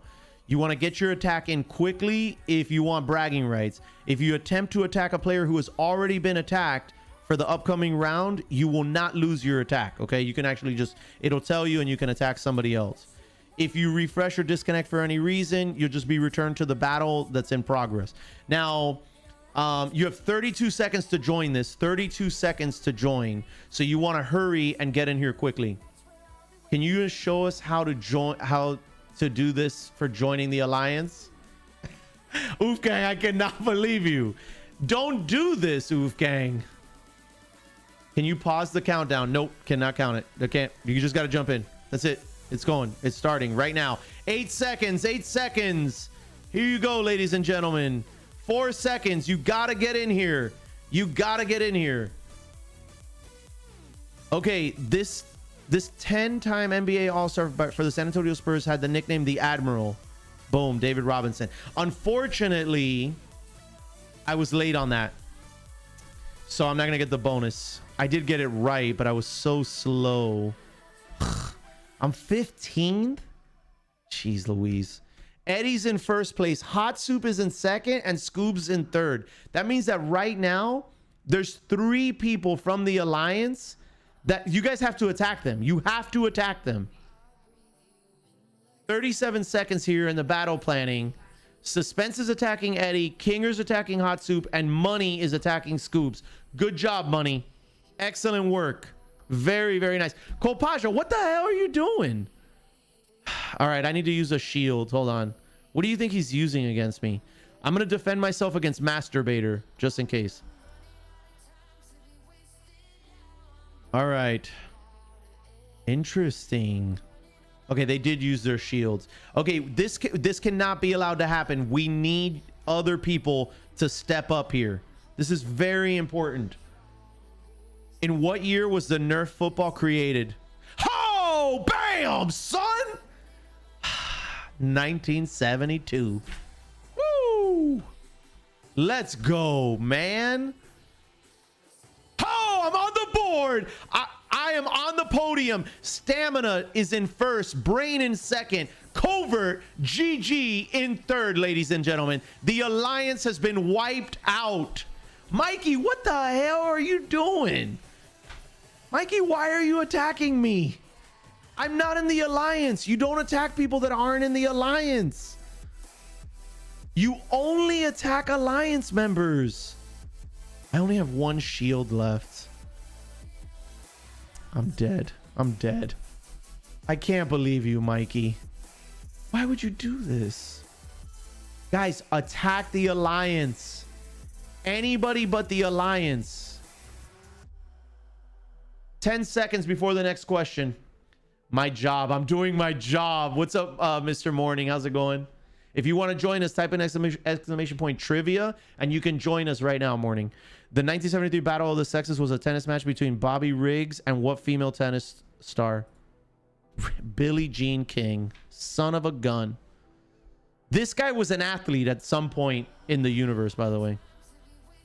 Scoobs is back in there. Eddie has actually Scoobs dethroned me, and Eddie moved up in the ranks. Guys, you cannot allow this to happen. You cannot allow this to happen. Dude, I'm going after Eddie. A 10-time reduction on the next question. Bro. Eddie's already been attacked? Well, good job, Tubik. Way to attack him. I just hope you hit him with a good attack. Artreus, what are you doing? Why are you guys attacking me? You guys are jerks. Listen, for the record, anybody that attacks me is a jerk. Okay? Oops, misclaim. Oh, yeah, right. 12 seconds on the next question. We have to take down Scoobs, Eddie. Hot Soup is a non-factor. I think Hot Soup might get kicked off the alliance. He's not doing well.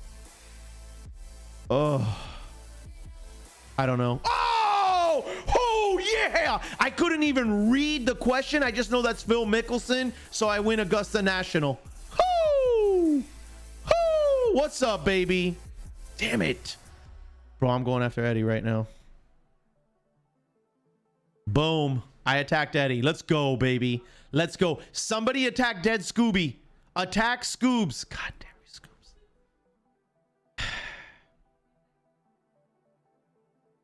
Good job. Good job, Miller. Miller, way to have my back, bro. Way to have my back, Miller. Good job.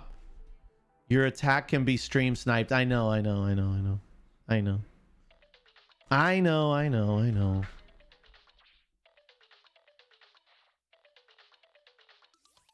Who runs word search? Me.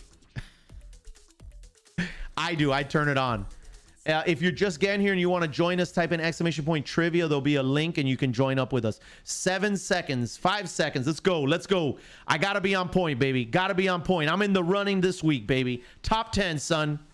A silhouette of what player? Boom. Oh, no. Is widely recognized as the inspiration behind the NBA logo design in 1969. Ah, shoot. Trick question got me. Project Eric. Listen to me. Shout out to Stamina, to Brain, and to Project Eric. Good job, guys. Way to do work there. Top 3 right now. Just listen, Team Alliance cannot be allowed to get in on this.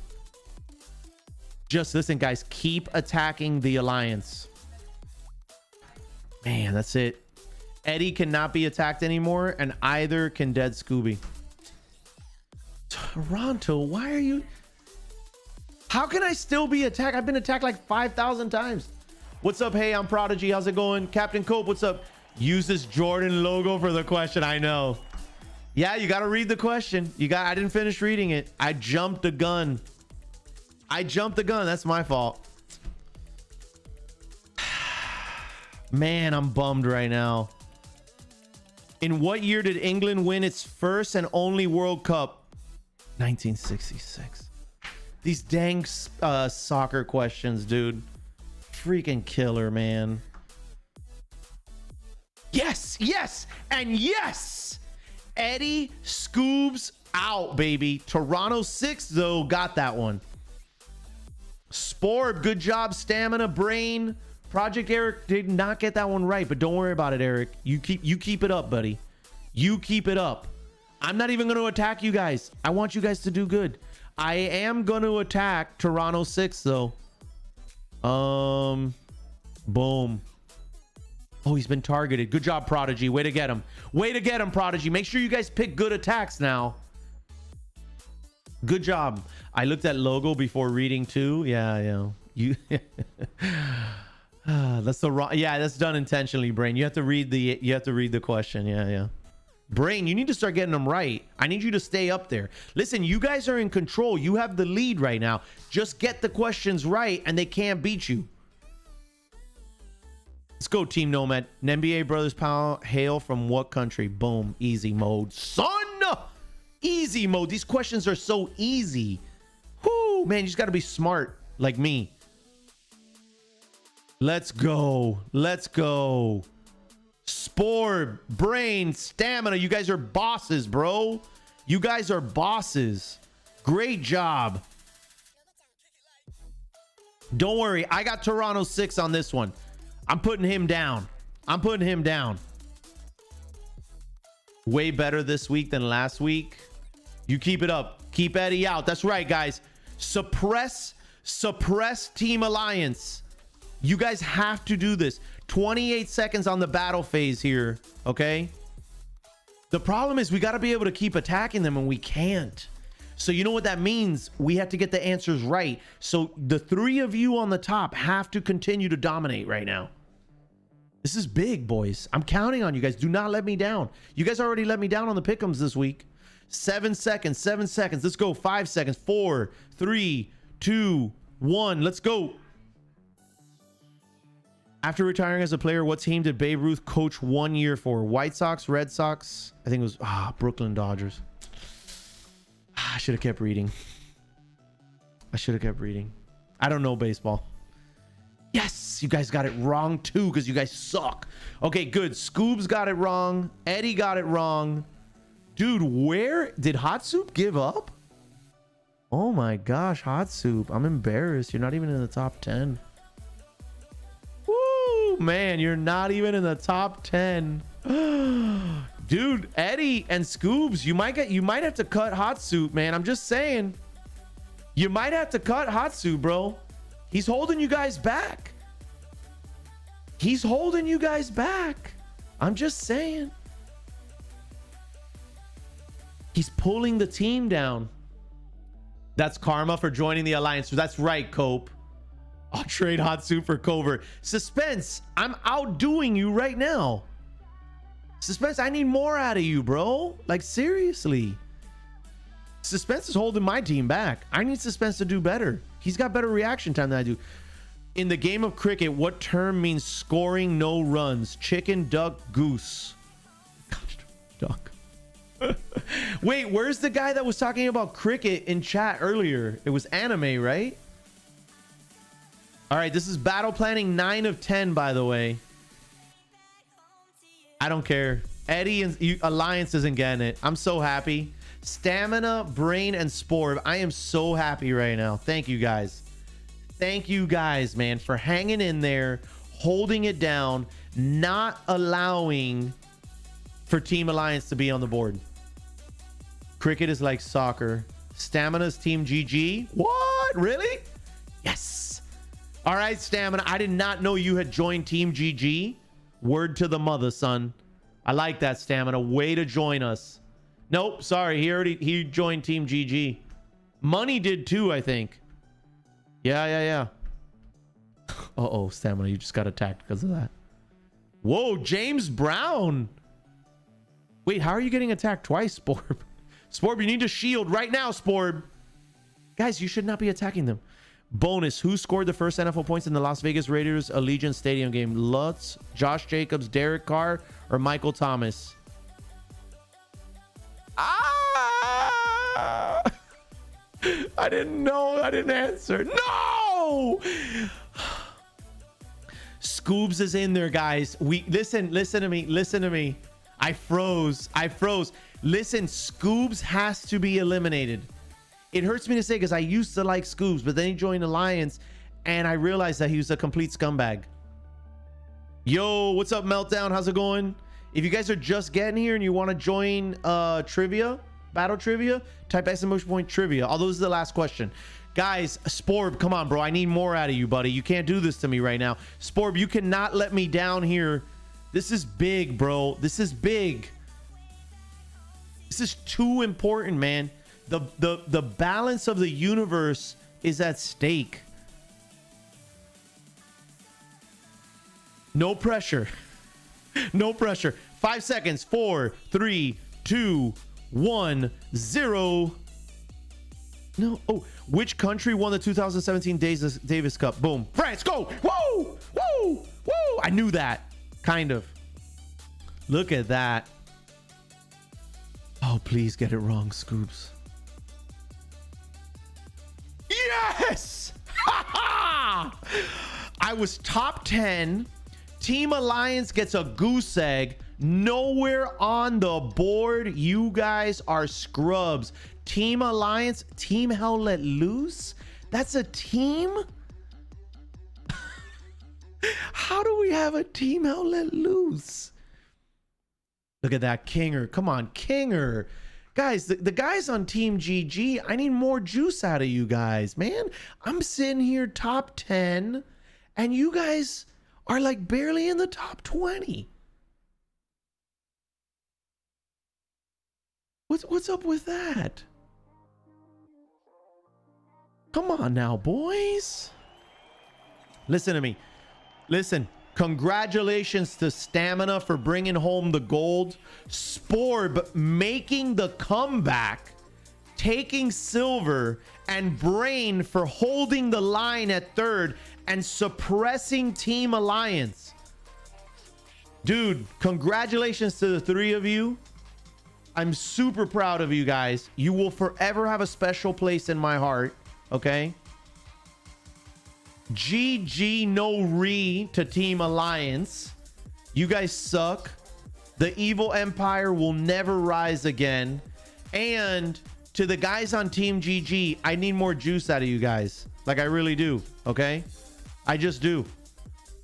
And you know what? To everybody in chat, good job. Great job on attacking Team Alliance. Very nice work. Very nice work. Just saying.